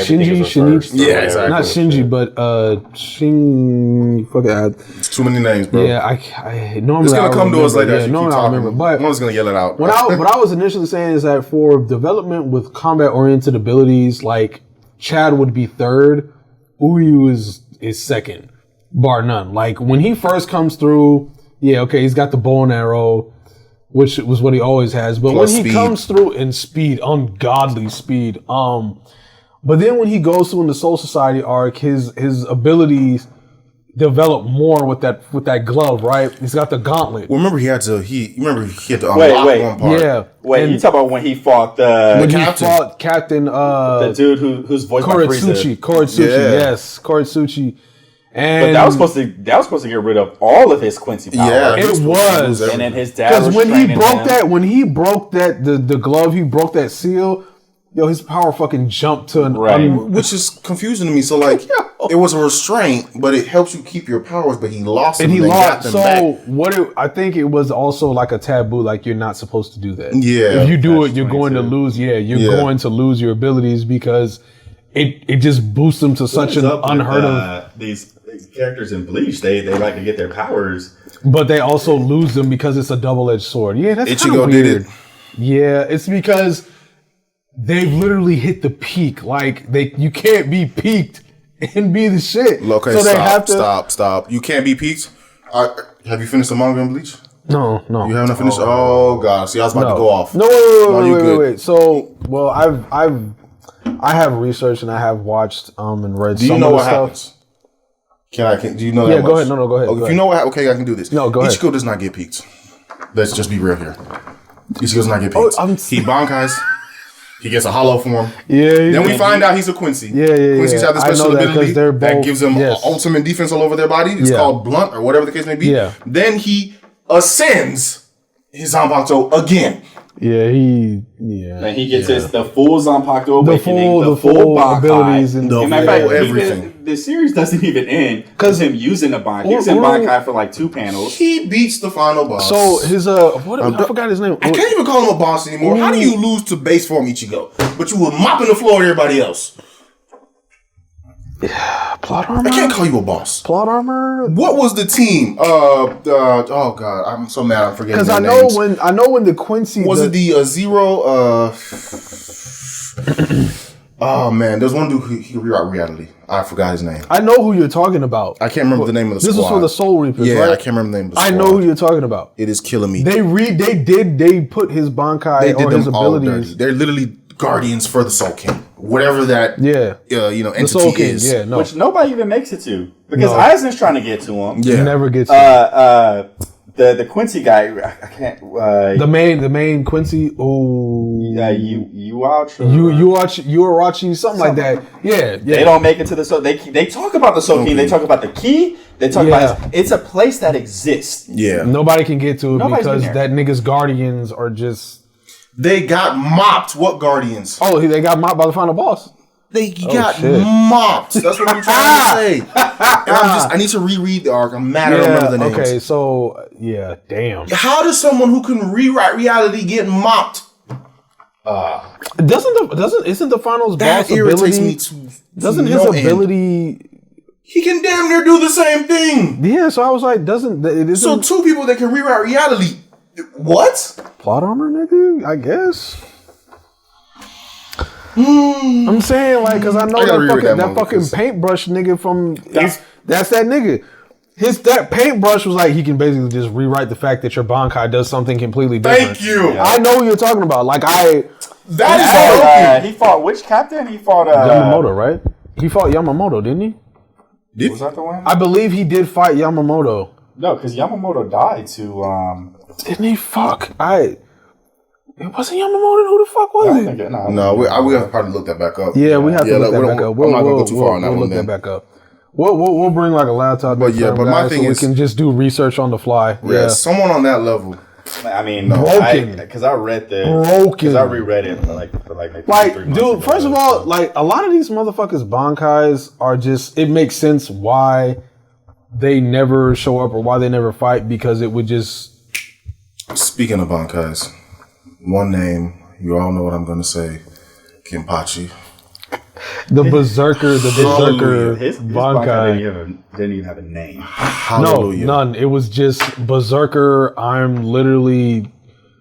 It was creepy when I first saw it. I was like, damn, the nigga turns full red. The nigga shit turns into the biggest meat cleaver you could possibly imagine. And he holds that thing with and he holds it, literally holds it like it's a fucking stick. But and we still don't, okay, it is a strong Bankai, but we still don't get to see overly powerful Aizen's Bankai, because we don't know how strong Aizen's Bankai is, and we don't get to see Kisuke's Bankai. And I feel like Kisuke we all know Kisuke's Bankai. He can't fucking use it. Kisuke Urahara. His Bankai did get used in the manga. No, it didn't. No, they showed it in the manga. He did use his Bankai. They showed it in the manga. Oh, I'm thinking of the guy with the two swords. Oh, Shusui. He can't use it at all. It's literally like a 4-stage death. Like, it can't be used. Yeah, I forgot how that's that thing the one works. in the panel where it had to be used underwater. But they're exactly. They're underwater. Yeah, now Urahara did have to use his to. Yeah, he used it to sew himself back up. I was like, wait, recreate shit. Yeah, you're good. You're good. Yeah, so many different. Listen, you're good. Trust me. That's understandable. But it's just certain people's bankais, like they're just. I don't even know why they were written that way. They're too fucking OP. Why would you give me that much power? But if I use it, it's basically it's going to Like Shunsui, he's like, bro, I have to use it like when I'm fucking 1,000 kilometers away from everybody. It's just me and the other guy, and the other guy's gonna die. Although it's gonna fuck me up too, but he's gonna die, and I'll just be able to heal up. Pure curiosity, they had to use it at least once. No, they showed. They actually showed it. They showed it. Oh, like a training arc. Yeah, you see what I'm saying? Like they had to figure out. Training. So like, did they kill everybody in sight when they? What's like this? You know what was funny? Well, they're damn near immortal. Yeah, so there's probably something that happened back in the day. So they're like, you know what? I was in this village and I was traded. Like, everybody died. Yeah, everybody. I can't use this anymore. Because you just can't tell me I didn't use my Bankai because to do X, Y, Z. How do you? Yeah, he was like, I didn't realize if you didn't already use it. Because when you look at his Bankai, well, his Shikai, and then you look at, I was like, that actually makes all the fucking sense in the world. Like, it makes sense. I was like, yeah, that, fuck with that. I feel like the creators capped the captains. That sounds so weird to say. They have on purpose, because if you literally let their Bankais just free with no restrictions, they're slaughtering everybody. Toshi, like, fucking, he didn't fucking fully, him and Rukia, both of them having, like, ice, like, base Zanpakuto, and the fact that they're so strong, like, it freezes everything so fucking. Yeah, Rukia's. Well, if she moves, she'll fucking. Because Rukia's Bankai is superior, but the person I'm thinking of right now that I still think is trash to this day is Renji. Yeah. Oh no! What's his face is trash. Well, no, I know who you're talking about. Which one? Yeah, we talked about the you remember the motherfucker? Come on now. The wolf. Komamura. Yeah. Listen, his Bankai is cool for one reason or another. Can you imagine how nerfed? Can you imagine how nerfed Naruto, Sasuke, Itachi, Madara be if whenever their Susanoo took damage, they took damage too? That'd be so bad. I mean, then on top of that, it makes sense. Like if they just gave it to him with no drawbacks, I mean, it wouldn't be fair. It doesn't protect him. Susanoo acts as armor. Yeah, it only protects him if he can block. Exactly. You know what? And he's slow. And then remember, the funny thing is, during his fight, I can't remember who he was fighting. I'm not even going to say the name. He swung the sword. That sword took 30 years before he hit his target. What's this? It was Tosin. I think he was fighting another Tosin. And then Tosin did his awakening. Tosin got the Hollow Mask, the holification. Yeah. and he mopped the floor with him. That Bankai. He started doing those weird fucking. Yeah, exactly. He started doing that weird circle shit, and it fucking cracked. It cracked Susanoo's armor, and it ripped fucking Komo. I was like, oh my god! I don't even know his Bankai's name. Just calling him Susanoo. That's fine. It's like he got it. Like it's really cut his arm, and then his arm started bleeding or some shit. Tenkin Yuho. I'll remember it later. The name is hot. The name is hot. The Bankai but is the reason why you don't remember the name and we go to Susanoo because it's basically the same shit. And compared to because the name is too long. Compared to the other huge downgrade. And what Renji's comes in the second place. So okay. So listen. And then all right. So yes, we've confirmed that Komamura's Bankai is damn near useless unless it's just straight off, like they can't fight back against it. Then it has that other form to where he's armorless. So I was like, okay, I don't know what that's about. That's what I'm saying. It's just because when he's armorless, okay, we remember the fucking what was the filler arc where the Zanpakuto Rebellion. When all this Zanpakuto got released, Tenkin was the big motherfucker with the rope chain, the fire, the sword. Oh, yeah. That was hot. So I was like, why can't his Bankai be like that? I was like, why can't... Because that was his... filler, though. They fought, him and Faye fought with their Bankais or some shit. Yeah, there's Zanpakutos. Wait, who? What?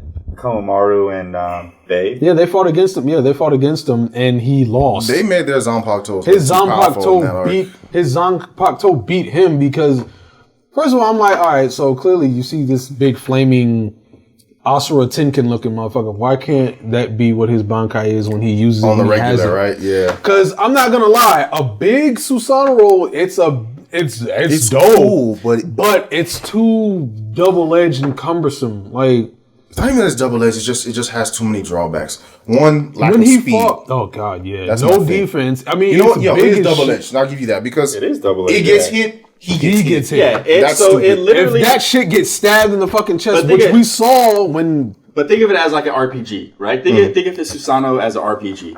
So it gets rid of every stat and puts it into attack.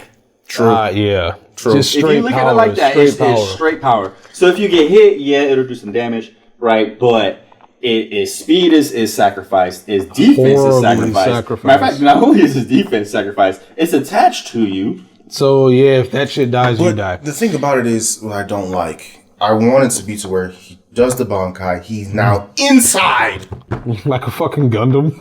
Yes. It's not happening. Why would I summon that? I'm still on the ground, so y'all can still go right after me and ignore the Bankai. If you're a speed character, I guess what they were probably going for with the Riders is that he can still let that maybe be do versus something Ichigo. You think Ichigo's going to fight the giant statue? He's going to go straight for the captain. No, bro, he's going to get to potential this nigga. Okay, then flash step. So the Bankai. What are we doing about that? So we got fucking Komamura's, and then as we've already Renji. Zabimaru, I really don't like the fact that original so much. You think he would have been better at it? Okay, wait. And it gets destroyed almost every chance he gets. Okay. All right, let's just agree. You better defend this man. Look at No. I'm just gonna be like, let's not fully rag on this nigga. Like, we're just gonna agree one point. His Shikai, that's dope. His Shikai. Renji Shikai was dope. Yeah, I like it better than his Bankai. That Shikai, like, nigga, did that shit just break apart and become a chain? That was hot. Even after Ichigo filled out, like, even after Ichigo found out, the pattern, it was still dope. So, and then we also figured out that if it breaks apart, the parts of the Zabimaru can be used autonomously to fucking attack too. Hold on. I see what you're doing. You're defending the Bankai itself. I'm attacking the user. He does not know how to use it. Oh, okay, never mind. Cool. Yeah, no. Oh, yeah, we're in agreement with that. The fact that you had this much, everybody else to have like their Bankais, like you, how do you compete with that? Like, and then, not only the creators even redeveloped and gave you a low key better version to where you're not just controlling a giant snake that's just fucking like, because I'm pretty sure they were like, oh no, this is like fucking Tenkin. It's just basically a snake and not a human. Let's go ahead and fucking redevelop it into where it's a final form to where it's a part of his body. I'm not mad at that. Because one hand, you got the monkey and then you got the snake shit. No, okay, cool.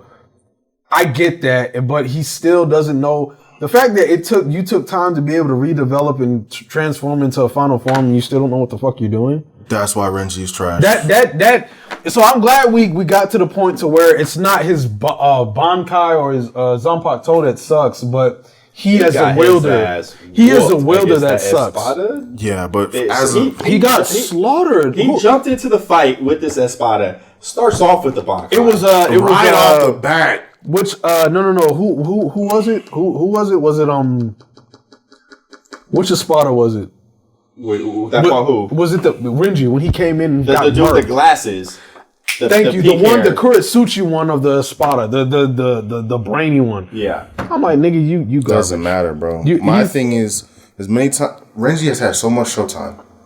A lot of showtime. Renji has so much time to train and improve. Yeah, he can't use Ki like. I don't even care about all that. My thing is, Renji, you had more than enough time to improve over the seasons.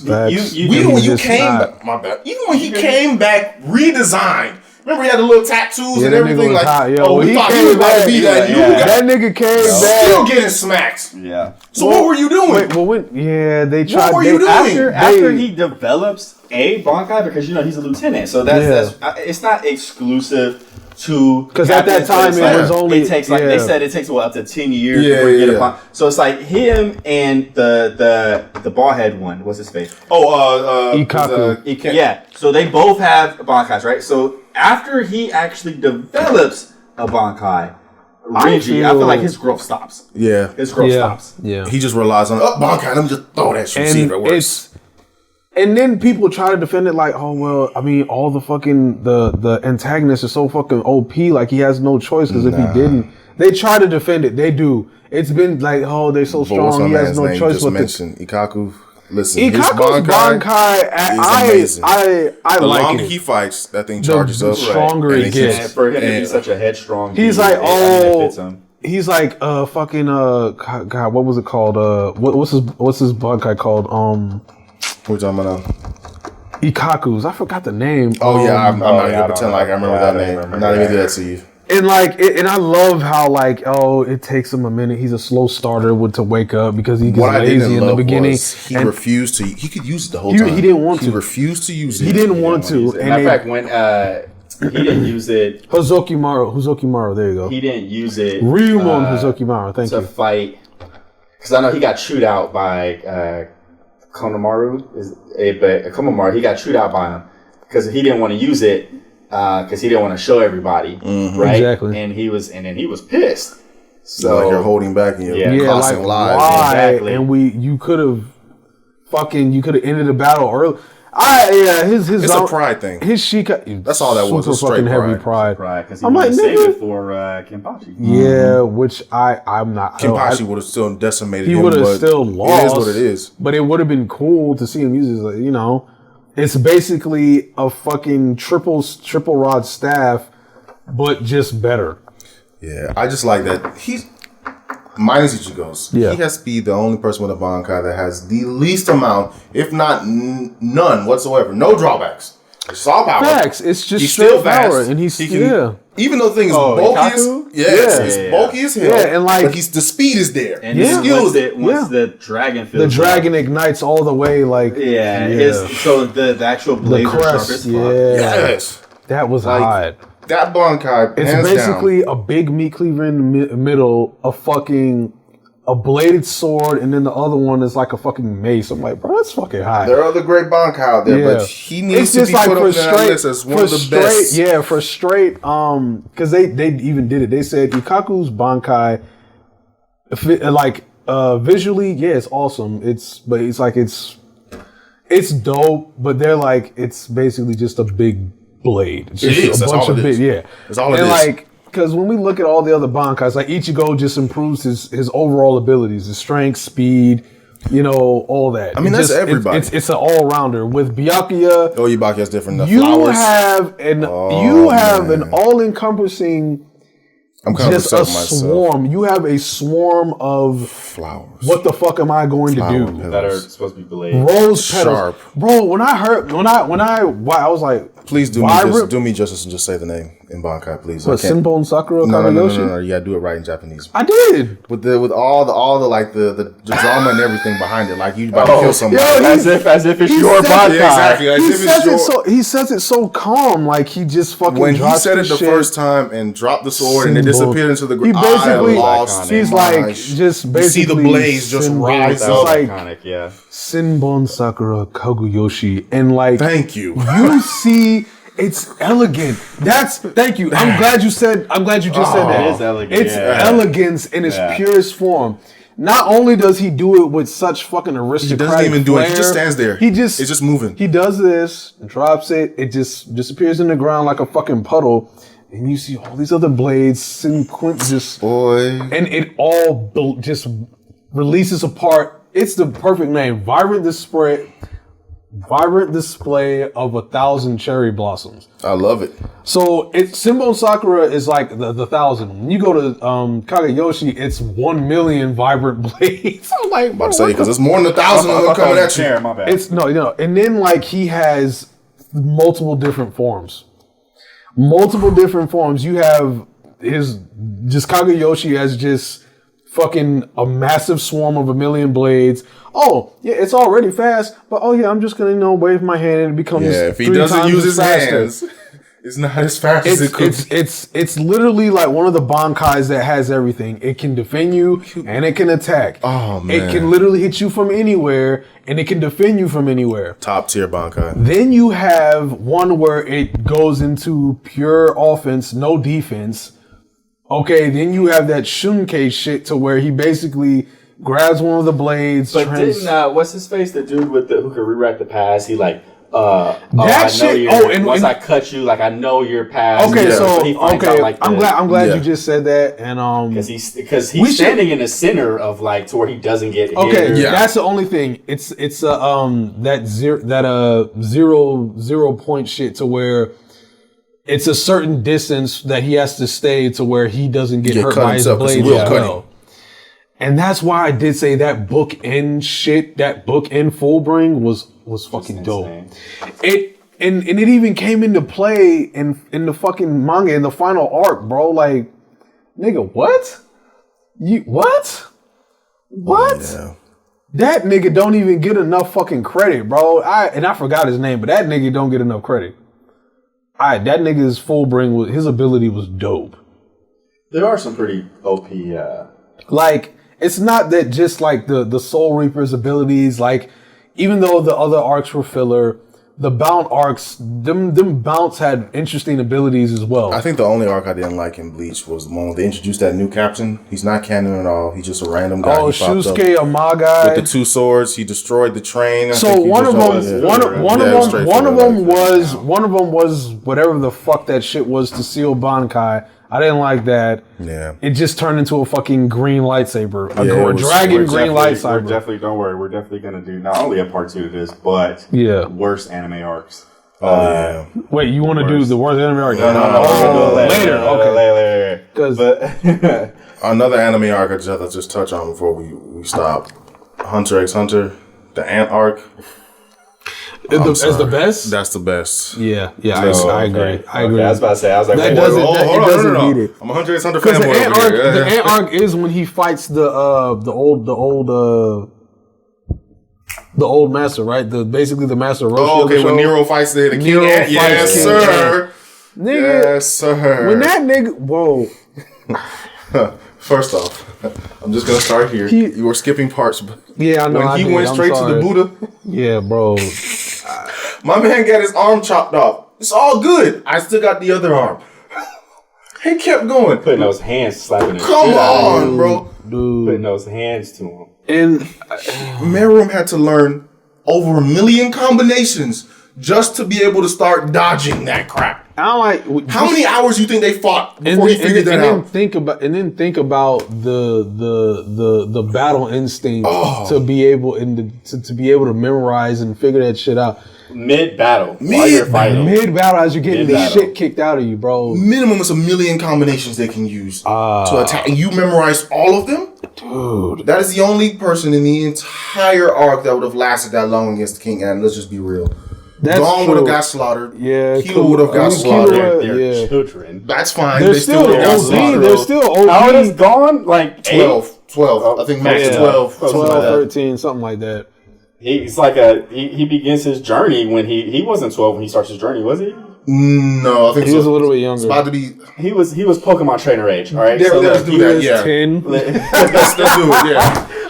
Leave that alone because that's a whole other story. That's a whole nother. We'll get on that Pokemon shit. We'll get on that later. Yeah, Ash is strong as fuck. Because if you look at the Pokemon, dude, you know what? Hey, you know what? We're not doing that. We're not because that's going to be a whole 3 hours to get that done. Yeah, bro. Because do you know? First of all, Listen. We're all in the same age, bro. It started when we were fucking 8, 6, 7, 8. Ash should be 30 plus years 1998, 99. Ash should be 30 years. And it's still going. About the anime. He couldn't hold back. He had to say. And I'm sorry, guys. And it took this motherfucker 30 years to finally become a champion. But that's just the anime, because if we talk about the game came out in Jesus, the game came out in Japan. Fucking it was what late 80s. Red, blue, green, silver, gold, platinum, ruby, sapphire. But before we get into that, the Anarch, Hunter x Hunter. It's the best. There's no debate on that. Yeah, we can't debate that. Then Killua, when he went into his little lightning god form. Yeah, lightning god mode. Come on. Godspeed. Come on. Then one of the pro hunters they were fighting with the dude with the pipe. Yeah. When he fought, listen, that man is the pure example of all skill and strategy, no strength. Yeah, that's fucking He was not strong for nothing in this world, but when it comes to tactical ability, tactical knowledge, yeah. King. That's the only reason he was put in that stage to fight those ants. Facts. That man is a pro. I had to give him all the props in the world, because that right there, any other hunter would have died. Yeah, any other hunter would have died. Look at his teammate. He got so scared. He didn't want to fight anymore. With the glasses, Buddy lost all his hair. All of it. Out of fear. That's how strong they were. Out of pure fear, he lost his hair. He said, this is all I can do for you. I can teleport you in the building, but I cannot go. He was damn near crying in the corner. Bruh, that's pathetic. It's sad. Let's be real. Those ants were murking everybody. Destroyers, bro. They were murking everybody. Understand how you're fucking chimera, how you're Gon had to unlock a skill that should never even be possible because that thing was stupid. I love it. It's stupid at the same time. He wished to be powerful and became powerful. Yeah, he fully developed into... Please give me the nin I need to... What? And literally became If that was the case, Hisoka would have been did it. True. If that's the case, Gon would have did it and he could have stayed in that form. Forever. Yeah.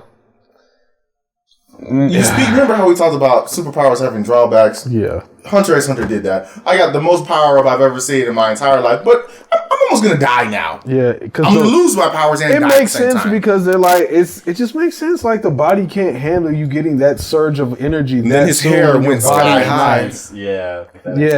Power. It's sudden. You didn't grow into it. You didn't develop it over time. You just. And like you think your body is like realistically, even though it's a show, they also want to put some realism. Like, nigga, you really think that you're gonna be able to handle this like that? Like, no. Such an intense power. Yeah. Like, there's no way. There's no way your body is going to break down the longer you use it. It just makes sense. Yeah, I'll give you that. It makes all the sense in the world. But it was still a cool transformation, even though I think it was amazing transformation. You shouldn't just be wishing for power and get it. And it fucking happens. No one should train. And you just. Right. Yeah. Now on top of that, my man got his leg cut off and was beating the shit out of the fucking head with his leg. Yo, fucking crushed his face into a fucking meat pie. Like teeth and everything where God, hands brains. down. Definitely the best one. Hands down. Unarguably. There are other parts. Yeah, but Anarch takes the cake, bro. We definitely got to make a part here. Because there's a way more. Not well, I mean, we could. I mean, like, I don't know. Like, are you guys like in depth with old school anime? Like, it depends on how far back you're trying to go. So, like, if we're like arcs, like I feel it's kind of. That's what I was about to say. I feel it's kind of. What's the best art for Yu Yu Hakusho? It's on Hulu. It's on Hulu. Go watch it. I'm gonna help you out right here. We got you, bro. Don't even worry about it. Listen, if you say Dark Tournament, you know it's the Dark Tournament. The tournament after that is pointless. It was cool. I love the fights. Yeah. I don't care about Demon Yusuke. The Rando arc was in the. No, Rando arc was cool. No, the Rando arc was good, but when you get to the Dark Tournament, like, what is it? That's when everybody damn near their best. So I mean, because there's the beginning, then you have the Saint Beast, Saint Beast was cool. No, the Saint Beast were the Saint Beast was cool. I remember bits and pieces of it. Then you have like actual storyline. Yeah. But yeah, the Dark Tournament is Yu Yu Hakusho's crowning achievement when it comes to like the animation in Demon King Yusuke when he went to that was cool. Right. That was cool because we go further in story, which is cool. But the emotion and everything that's tied into that Dark Tournament. With the Dark Tournament, like Toguro is the best. The story behind it. It's perfect. Oh my god! It's top tier. God, yes. Like I need to go back and rewatch. Kurama, it's a great watch. Kuwabara, Yusuke, Genkai, all of them get. You know what? Now that you said Kuwabara, that has to be the one arc where everybody, and I mean everybody leveled up. Fairly. Thank you. Fairly. Everybody leveled up fairly. It wasn't like I struggled to get. No, Kuwabara's power was kind of stupid. had his moments. He saw a girl, got hype, his sword got bigger and stronger, and then he just knocked the dude out the ring. Like metaphorically, his dick got big as shit. Pretty much. It made him fight harder. Pretty much. Man got the biggest boner of his life. Like, bro, because you go from needing a piece of wood to use a sword, then you can do it by yourself. Now you can make the sword grow. You can turn it into a chain. Now you can double wield spirit sword it. Then you can fucking control the way that the sword move. Like you already know Kuwabara's downfalls. He doesn't train hard enough. No, he doesn't. He doesn't know how to refine his spirit energy. The only thing that he wastes has, because he gets tired really fast. The biggest thing he has is his awareness. Yeah, his psychic ability to be able to sense is damn near unparalleled. The sword is cool, but now the Jigen Toe. Cutting through the dimensions, I guess that's high, but excuse me, what? The nigga doesn't use it's it. All right. He doesn't cutting through dimensions. No, listen, it's dope, but in the hands of Kuwabara, that's what made it hold on. garbage. We're talking about the spirit sword itself now. The spirit sword is dope. If I can cut through dimensions, I'm the shit. The Jigen Who else Toe can cut through? What other show that can cut through dimensions? Virgil, Black Clover. Oh yeah, listen, yeah. Boy, he figured out he could do that. Yami? When used the right Yami way, is fucking cutting monster. through dimensions when used the right way is awesome. But in the hands of Kuwabara, because he just swings it like a Neanderthal. He does. But Yami, I don't want to get too far. Yami is Yami. That is straight. When you're a sword, like if you're a sword, but he's the only one that can use dark magic. When they're fighting the devil or whatever, and then so it's the first Wizard King, and then it's Asta, and then and then they're like. Literally in a whole nother. Well, they're floors, I guess, but he's in the same area. And Yami literally, he just cuts, and it's so precise. It is, and it cuts the devil in half, and then fucking Asta comes. That was Yami is clutch. Different. No, yeah, here's the thing. He lost the fight to what's his face, the guy who's like he's like X percentage of their devil power. He lost the fight, but he didn't. It wasn't like an ass whooping. Yeah, I've never seen Yami actually. Yeah, it wasn't like a beatdown. It wasn't a beatdown. We got a beat down by Broly. Stop it. That was a beat down. I love how you went all the way back to that. Right, but no. That was just you getting smacked. That was you getting smacked for an hour. Yeah, Yami just lost. Topo was a beat down. That's the same thing. The same thing. Frieza didn't cry like a little bitch when he fought Broly. Whether you cry, that doesn't mean that the beatdown is a beatdown. Did you feel sorry? Did you feel sorry for Frieza when Broly was beating him? Let's stop this right now. I'm gonna make you a Super Saiyan. You ready? Hold on. You ready? Now, me and Robert, we have to fuse, so you have to give us about an hour. Yes. To figure it out. So for 1 hour, since you're not gonna cry though, but for 1 hour, that giant is gonna be kicking your ass. I'm getting my ass beat by. That's not a beat down? 8 foot tall, 500. My man's, when the fight is over and we win, you got your ass beat. Damn, son. Bad. As fuck. Why you Thanks for have to do taking that beating, though. Damn, why you have to do that, Thanks bro? for taking that beating. Oh no, it's just the level of. It's, I see what you're saying. Like you're still getting smacked For an hour. but damn, I mean, like. You want to fight Broly for an hour? And you're not fighting. You're getting beat up. Fucking no. For an hour? You're not. A fight means that each side has a That's a beat down, chance my boy. of winning. That's a beat down. Damn, bro. That's a beat down. Let's be real. Cry or no cry. That's a beat That's down. cold, man. That's a beat down. That's rough. Literally, your only skill is fly faster, run faster. If you can, improve your defense stat mid-fight. I don't know how that works, but do it. Figure it out. Frieza's the only one that has the best defense because he gets beat down so much. I mean, So much fuck. is ridiculous. And then, yeah. Let's just be real. Yami gets beat, but he's good. Yeah. Right. Yeah. So, have you seen all of Black Clover? I'm so caught up with that. No, I'm manga. caught up. I'm talking you, Ruben. You haven't seen? Oh man! So, wait. It doesn't get enough respect. I feel like Black Clover. It doesn't. No, it doesn't. It should be one of the big three. It does not. Black Clover? Fuck no. It doesn't get enough respect. Name the big three right now. but it The should new not. big three. Jujutsu Kaisen, Demon Slayer, My Hero. My Hero. Okay, Yes. My Hero is falling off. My Hero. No, It's stop. falling off. Stop. It's So you falling need off. to first off. I still love My Hero. I still love My Yeah, I Hero, love but My it's Hero. falling off.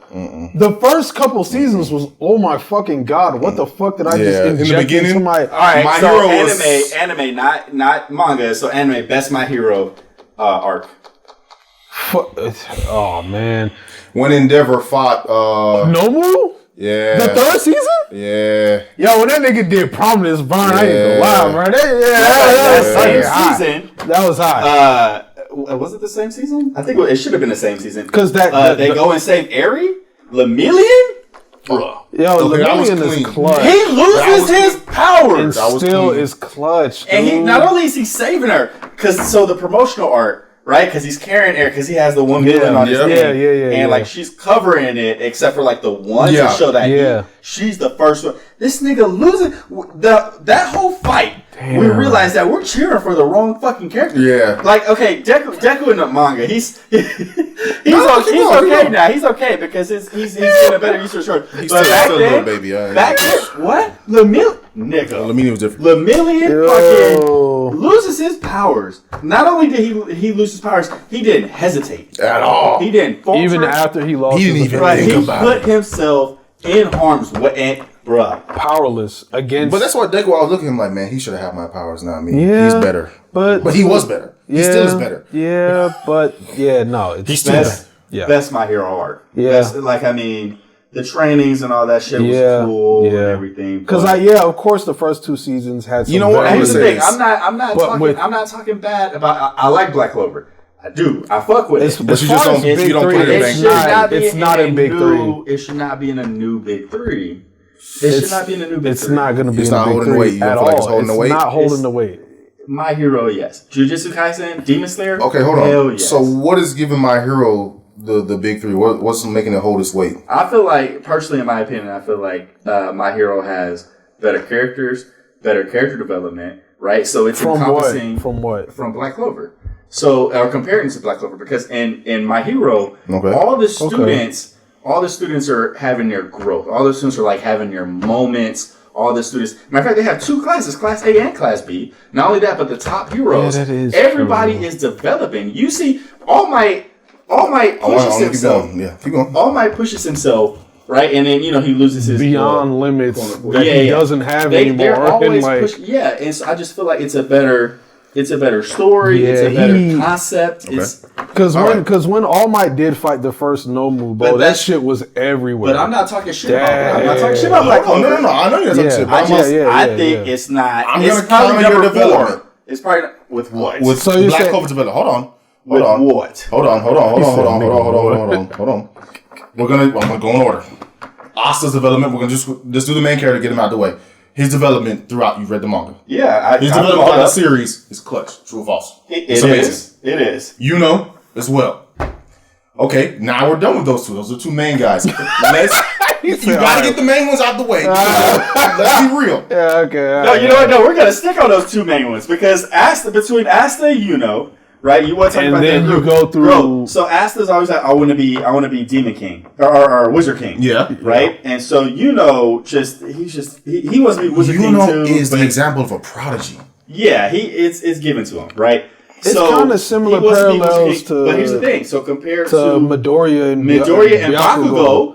Midoriya and Bakugo, right? So Midoriya is like, I want to be a hero regardless. Right. This nigga runs in without a quirk to save his Bakugo rival. His friend. His right? And so if we're being real, Asta runs in to fight magic users. He don't got no magic. True. He opens that sword. They're basically mirror images. I feel like they are parallel. And then Bakugo is the prodigy as well. Up until Midoriya, because he gets all these powers, so he's learning, he's growing with it. He's literally breaking his body. As his training, I get it. Yeah, of course. I feel like Midoriya is basically killing himself. It's not like Asta's like way at the bottom. No, they're so close. They're so close, but he's putting Midoriya over. But I can't give you character development because the entire Black Bulls team had character development. Matter of fact, Bakugo if we're going to talk about the manga, when Bakugo confronts Midoriya when he gets brought back to the whatever. I'm not sleeping on Bakugo. Don't get me wrong. Bakugo is like that unspoken prodigy that no one wants to talk about. Because they try to say Todoroki, but it really is Bakugo. No, it's Todoroki Bakugo just has that cool factor. His dad they have to work together to take down All Might, and All Might has like those gauntlets on or whatever during the training.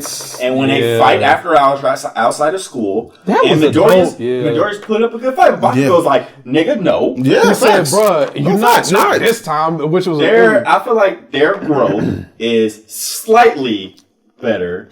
I think you're more concerned with the rivalry. The rivalry between Bakugo and Deku reminds me of somewhat Naruto and Sasuke. Yes. In a sense. You can see that. There's more of a rivalry there.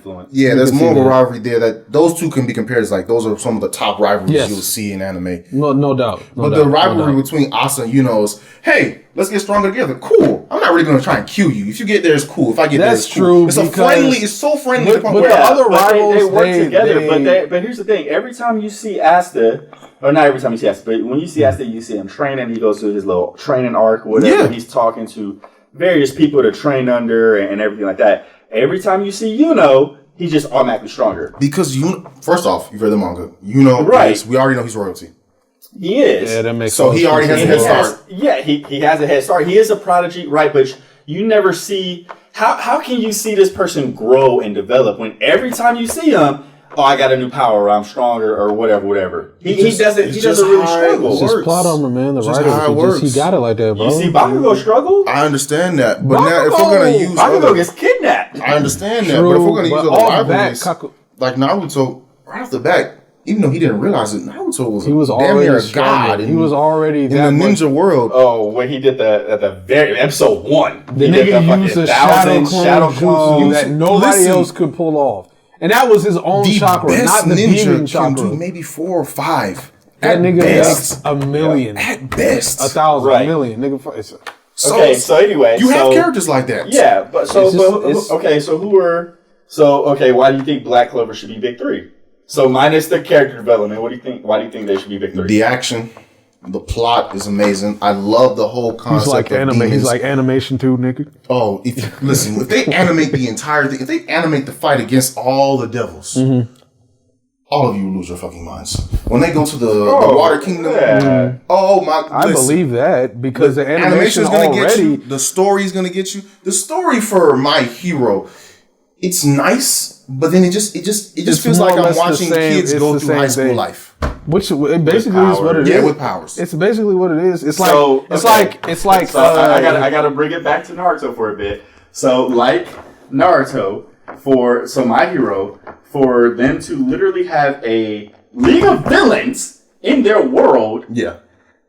Between Class A and Class B, a lot of the niggas are still alive.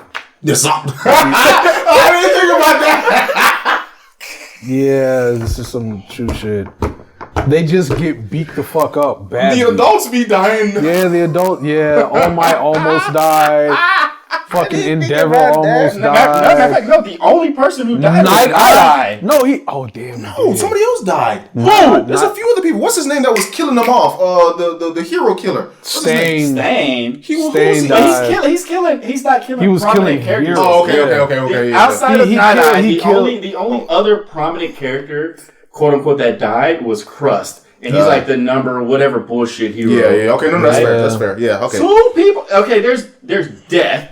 Yes, but nobody prominent. Nobody Jiraiya level is dying. Nobody facts. Minato level. Facts. Because the only other Facts. person that got fucked up that didn't die was Goku dies every fucking season. That's like a new. That's like waking just- up for Goku. yeah, exactly. Oh damn, I died. Get the Dragon Balls, you guys. Yeah, I'll be I'm back. just gonna go train over here, and then until you guys bring me back, I'm just Hell, gonna yeah, keep that's training. cool. Goku will force himself back down For to them Earth. to have a League of Villains, for them to have like the League of Villains break out all for one, and then literally all the prisons, everybody to be released, and to cause chaos to where people have to hide themselves in a school. A lot of them classmates are still alive. Yeah, it's just strange. True. It's just they're not. It's just like I said, they just get beat the fuck up. How about this?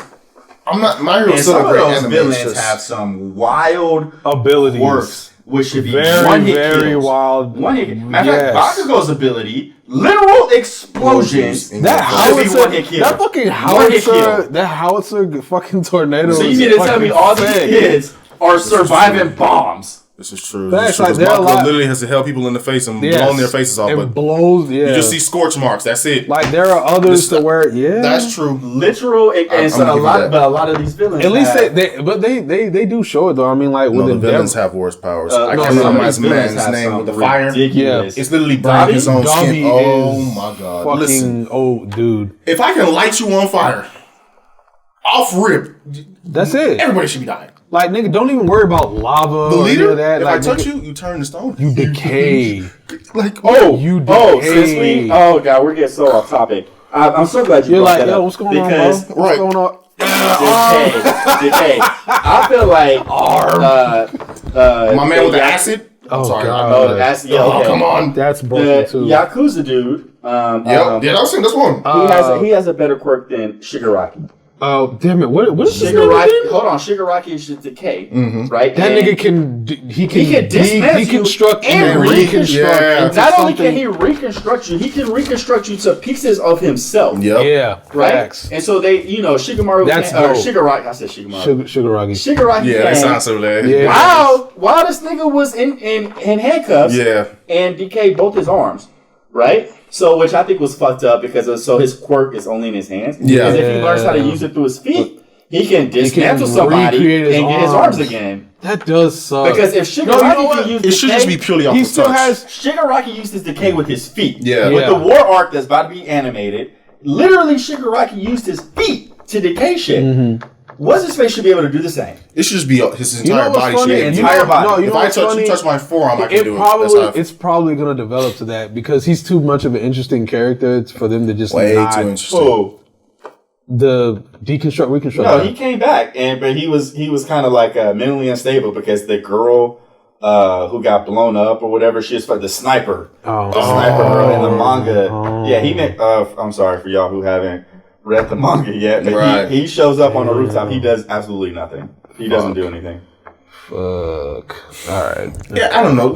My Hero just is the intensity just isn't there. I'm for just me saying, all the like, time. look, But when it's still it a first good- came it's out, still a when good it first anime. I'm came not even gonna sleep out, on it. It I is a can't- good anime. I can't sleep on it. when I it can't first sleep on came out, The fan base and is it just was ridiculous. it was just Yeah. ungodly. It was like But when most fan bases Naruto gonna be first. It toxic. was like when Naruto Yeah. first came out. What? When Naruto first came out, it exploded. The Like, Naruto fan base is it toxic. exploded beyond The anything Dragon you Ball could. Z fan base is Yeah. toxic. Dragon Ball Z fans are probably the Like worst. when you, it just makes like DBZ came out. Everybody was shooting the fucking Kamehameha. Fucking Naruto came out. Everybody's fucking running around like some fucking nut. like Hands some behind nut their job. backs, like I'm running faster. I'm a ninja. Okay, Sonic, Fucking stop it. like granted, nobody did that for One Piece, but One Piece had a very loyal fan base. So Still we does. can't. Yes, One Piece is holding all its weight.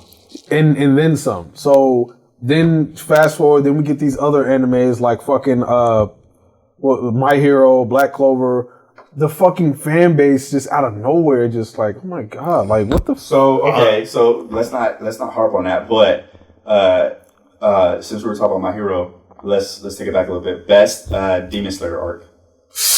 I'm not caught up enough to really see what's up with the Demon Slayer. You haven't read the manga yet. No. I can read it because he works from home. Wait, have you read the animation? Oh, sorry, all right, watch the anime. Watch all the anime. Are you caught up with the anime? No. You haven't watched the anime either? Caught up with the anime. No. So I can't truly discuss. Are that you topic. good if we talk about it? Yeah, that's fine. Because Okay. it's on fucking Netflix and all sorts of shit. I can go watch it. It's not gonna ruin it for me. A thing in the description about this is spoilers for real. Yeah, the best guys. arc is when they fight. Essentially, when they go to fight Muzan, and then they fight the number 1 and number 1, 2, and 3 upper demons. Listen, that fight against Muzan was the most spectacular thing I've ever seen. Let me backtrack again. Let's go back to the anime. You saw how they fought one of the Upper Demon 6. You saw the animation for Upper Demon 6. Imagine how Muzan's fight is going to look when it's animated. Fuck that. How the fight Upper Moon 1. Upper Moon 1. Sanimi, the Stone Pillar, the Yes. Stone Hashira, the dude, he finally fights. Well, actually, he fights in this next arc too, but not as much as this. Sanimi's brother, right? He was one of the ones who finished at the very beginning of Demon Slayer with Tanjiro and Zenitsu and them. Oh yeah, I remember. And he doesn't have a breathing style. He just eats demons. Yeah. Right? The fuck? Yeah. Oh yeah. So the Wind Hashira, the Wind Hashira has a brother. He's got the black or purple, whatever. Yeah, and with the stars and all that. Yeah. And so he eats demons. But yeah, this nigga, man, Upper Moon 1. He cuts the Mist Pillar or the Mist Hashira in half. Mm-hmm. In half. But first he cuts off his arm. After he cuts off his arm, because he's like fighting. He said, "You're a Mist." He said, "I've never fought a Mist Hashira before." And so he's like, "You're only, I think it's like 16 or something." And he's like, 14. He's like, "Man," he said, "your potential's amazing." He said, "It'd be disrespectful if I don't pull out my sword." This nigga pulls out and cuts off his arm. So the Mist Pillar stops the bleeding, continues to fight. Sanini joins in the fight. The Stone Pillar joins in. They're all fighting, and then eventually, the Mist Pillar gets literally cut in half. But before he dies, he's holding onto his sword, and it turns like bright red or whatever, because that's like a whole new thing. Yep. And man, dude, that whole fight. Listen. And who's your favorite Demon Slayer character? I mean, I don't have one. It's all good, bro. Yeah, Listen. I'd have to watch it. See, They all have their moment. Zenitsu creates a whole new breathing form, form, because it's form 7 because he only used the lightning 6. It has the 6. thunder breathing only had and he only knows 1. Yeah, he literally creates 7. Inosuke fights against Upper Moon 2, bruh. Inosuke just gets faster, a little bit smarter, just a little bit. Inosuke he's a different breed. That beast breathing, I get even credit. But I'm sorry, I'm still stuck on Muzan. The name just sounds. Muzan was literally holding down not 1, not 2, not 3, not 4, 5 Hashiras. I believe it's more than 5. And my man Tanjiro. They were all of them at the same time trying to kill this man and chop his neck off, and they could not do it. He held them off till daylight. While Zenitsu is using Godspeed. Let's be real. For one demon, my man, to hold off that many skilled swordsmen for that many hours and that many chapters, because every chapter I'm just like, did y'all do it? Nope. Did y'all do it? Nope. Did y'all do it? Nope. That is a lot of people are gonna say like Tengen. Like I love Tengen. The person who voices Kamina from Gurren Lagann voices Tengen. Yeah. Favorite. Right? I'm not a huge Gurren. Don't mention Gurren. I'm not a huge Gurren Lagann fan. Sorry. Oh man. Yeah, no. But you never know what it takes to be a man. First of all, that is my favorite anime. Gurren Lagann is my favorite anime. The corniest fucking line I've ever heard in my life. Gurren Lagann is my favorite anime. She had to be a... Kamina is just... What do you have against Gurren Lagann? Everybody was all over its fucking nutsack for no reason, bro. What? The only hot part, Giga Drill Breaker. That's it. That was amazing. Giga Drill, exactly. Giga Drill Breaker. That's it. The rest of that shit, no. You're so fucking big. You're literally fighting in between universes and dimensions. Okay, cool. Giga Drill Breaker is the only thing that is the only hottest thing about that. You have to be the first person in history I've ever heard. Nigga, because nigga, my genre is mech anime. I've seen so many. I love mech anime. I've seen so many more other better shit than Gurren Lagann. But no, hold on. But you do realize in top mech animes, Gurren Lagann's gonna be in that list, whether you like it or not. Top 3. It's gonna be. It's gonna be in every top mech anime list ever. I'm sorry. One, don't ever say that again. It's gonna be what? It's gonna be like top 10, like low. No. Doesn't matter. Top 3, top 10 is gonna be in the best. Like no. Okay, it's gonna be up there. Okay, so what are your top 3? Gundam, and Gundam. That's all I need. That's all I care about. Which Gundam? I could choose any fucking one. Nah, we're not gonna do that. I'm gonna have to go with Blood Orphans. Iron-Blooded Orphans? Yep. Then we're gonna do Okay. I'm so glad you said Gundam Iron-Blooded Orphans. Anime. Hold on. I'm so glad you said Iron-Blooded Orphans. Who does that dynamic remind you of? What's the dude with the purple hair? Orphans? Yep, the dude with the purple hair. Yeah. And the little homeboy, he starts with an M. Mizu or what? Anyway, Mizuku. What does that dynamic remind you of? Oh, I don't know. Kamina and Simone. Yeah, no. It's literally Kamina and Simone. It's not. Yeah, no, it is. And then when he sacrifices, and then when what's his face sacrifices himself to save the little kid, he gets shot up. First of all, that was sad, bro. I'm not gonna lie. Nigga, when Kamina died, it was sad. What are you talking about? It was. That Gurren Lagann has had so much influence on so many of these anime. It has. Bro, what? But Iron-Blooded Orphans is top 3. What? But my third is probably you haven't watched because it's a real old one. Escalafone. Yes, bro. I fucking have those the video. I have the VHSs in storage. I don't doubt you, but those are my top 3. Gurren Lagann. You want to know why? You know what's funny? Iron-Blooded Orphans, and then not the original Gundam, but Gundam Wing. Mobile Suit Gundam Wing was the one they first originally brought over to the U.S., and that's what got everybody over here in U.S. The Endless Waltz? Endless Waltz was sick. Bro. It was when they did Endless Waltz, they did the custom because Endless Waltz, all of them were custom. So what it is that there was Endless Waltz, the Gundam mechs, but they were different. They recreated and did them different for Endless Waltz, and then obviously they upped the animation because they always do it with the movies. Got to. They basically made Wing Zero look like a fucking angel, which is one of the most. He caught Wing Zero from space. It was one of the most. And then when he gets inside it, when he powers it up, and the wings it breaks apart and the wings open up. Like the scene that gets everybody the most isn't when his wings are fully opened up, but when his wings are literally doing this shit. You see Wing Zero's eyes. You see that one eye start glowing. Then you start seeing all the feathers and shit fly away. This Gundam has literal feathers. Like that double as shields because like in the movie they didn't give him the shield because he had the double buster. And he's fighting off against Wu Fei's Ultron Gundam for the movie. I'm not gonna say I don't like it. It's just that I like the Ultron from season 2 of Mobile Suit Gundam Wing, where he had the dragon. He had both dragons on his arms, but he had the beam cannons and the wings on his back. That shit was hot. Yeah. But like for mech anime, it's gonna be Mobile Suit Gundam Wing for me. Mm-hmm.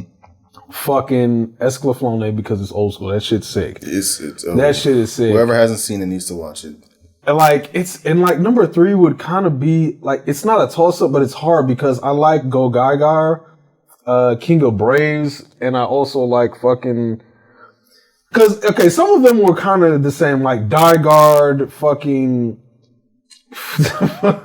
what was that other one? I can't remember because I've seen so many. I can't say Big O. Big O's not really a. Ooh. Big O is. Shame on me. I forgot about Big O. Shame on me. Big O. Wow. Bringing that up. Big O. My top 5 though. Big O. Big O is a mix between noir detective and mech anime. No. It's Batman mech anime.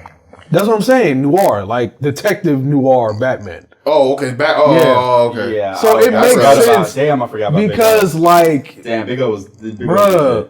My God. And it was dope because the enemies he would face at each episode were different but yet the same. They all had to be big as shit for Big O to fight. But it's not better than Girl. But the one, I didn't even hear what you just said. I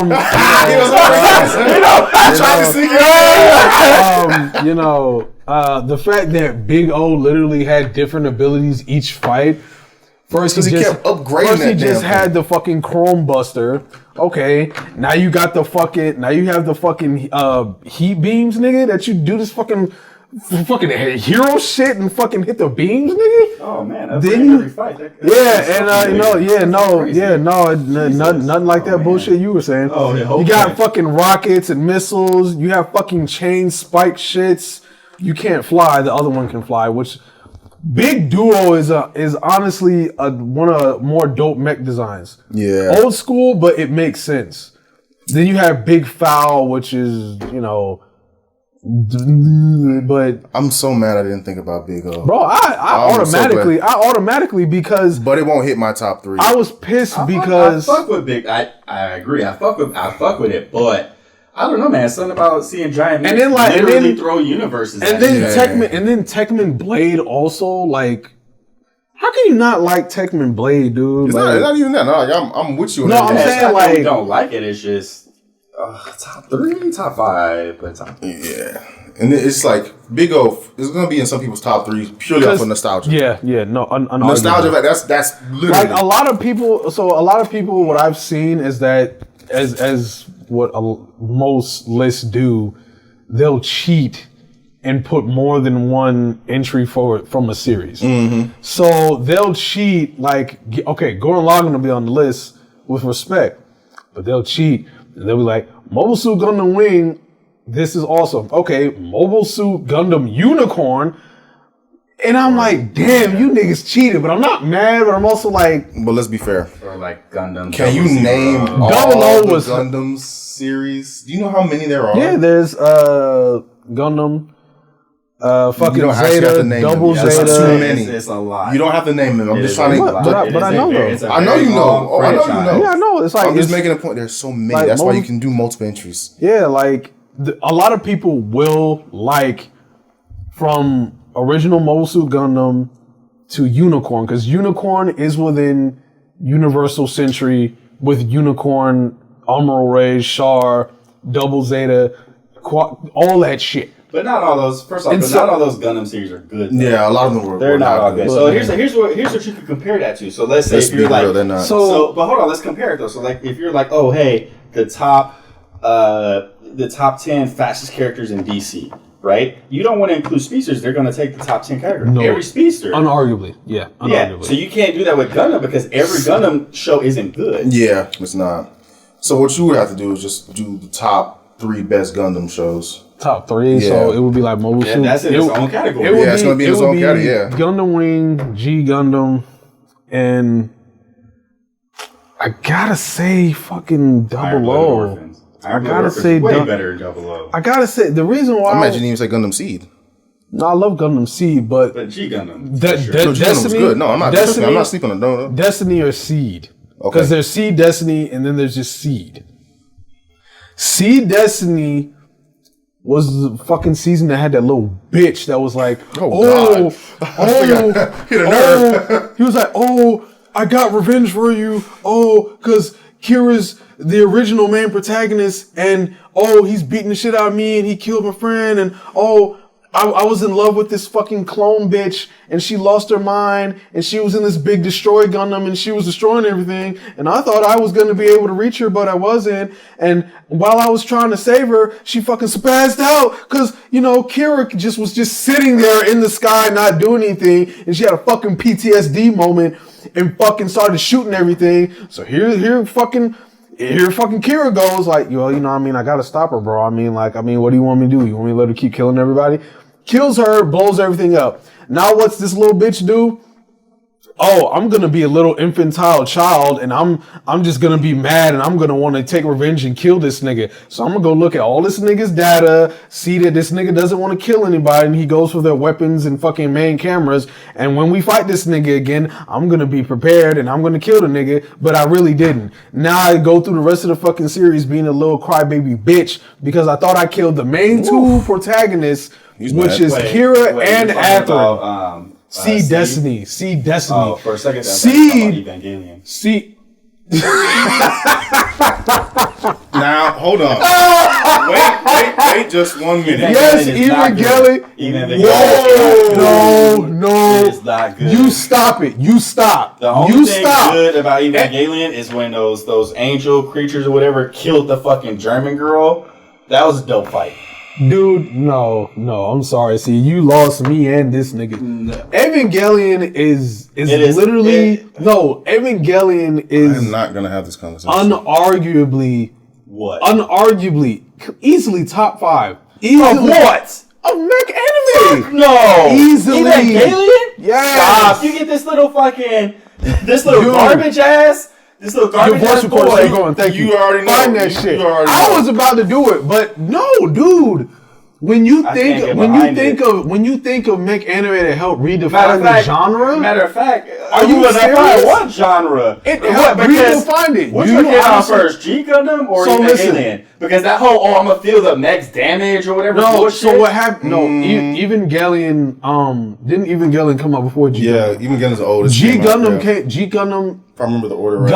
Gundam X, Mobile Suit Gundam Wing, and G Gundam, they all came out within that same time frame because the animation style was all the same more or less. Right. With Evangelion, so you mean to tell me just Gurren Lagann's creators were like, oh no, Evangelion, what's that? I'm not saying it doesn't have influence. I just can't get behind it. And so you have this. It's Gundam, basically a living thing, right? And it has to be hooked up to that fucking hose, and you feel like in order for you to pilot it, you have to sink at a certain level. Yes, they literally go find some 12-year-old boy, and it's like, what, to pilot it?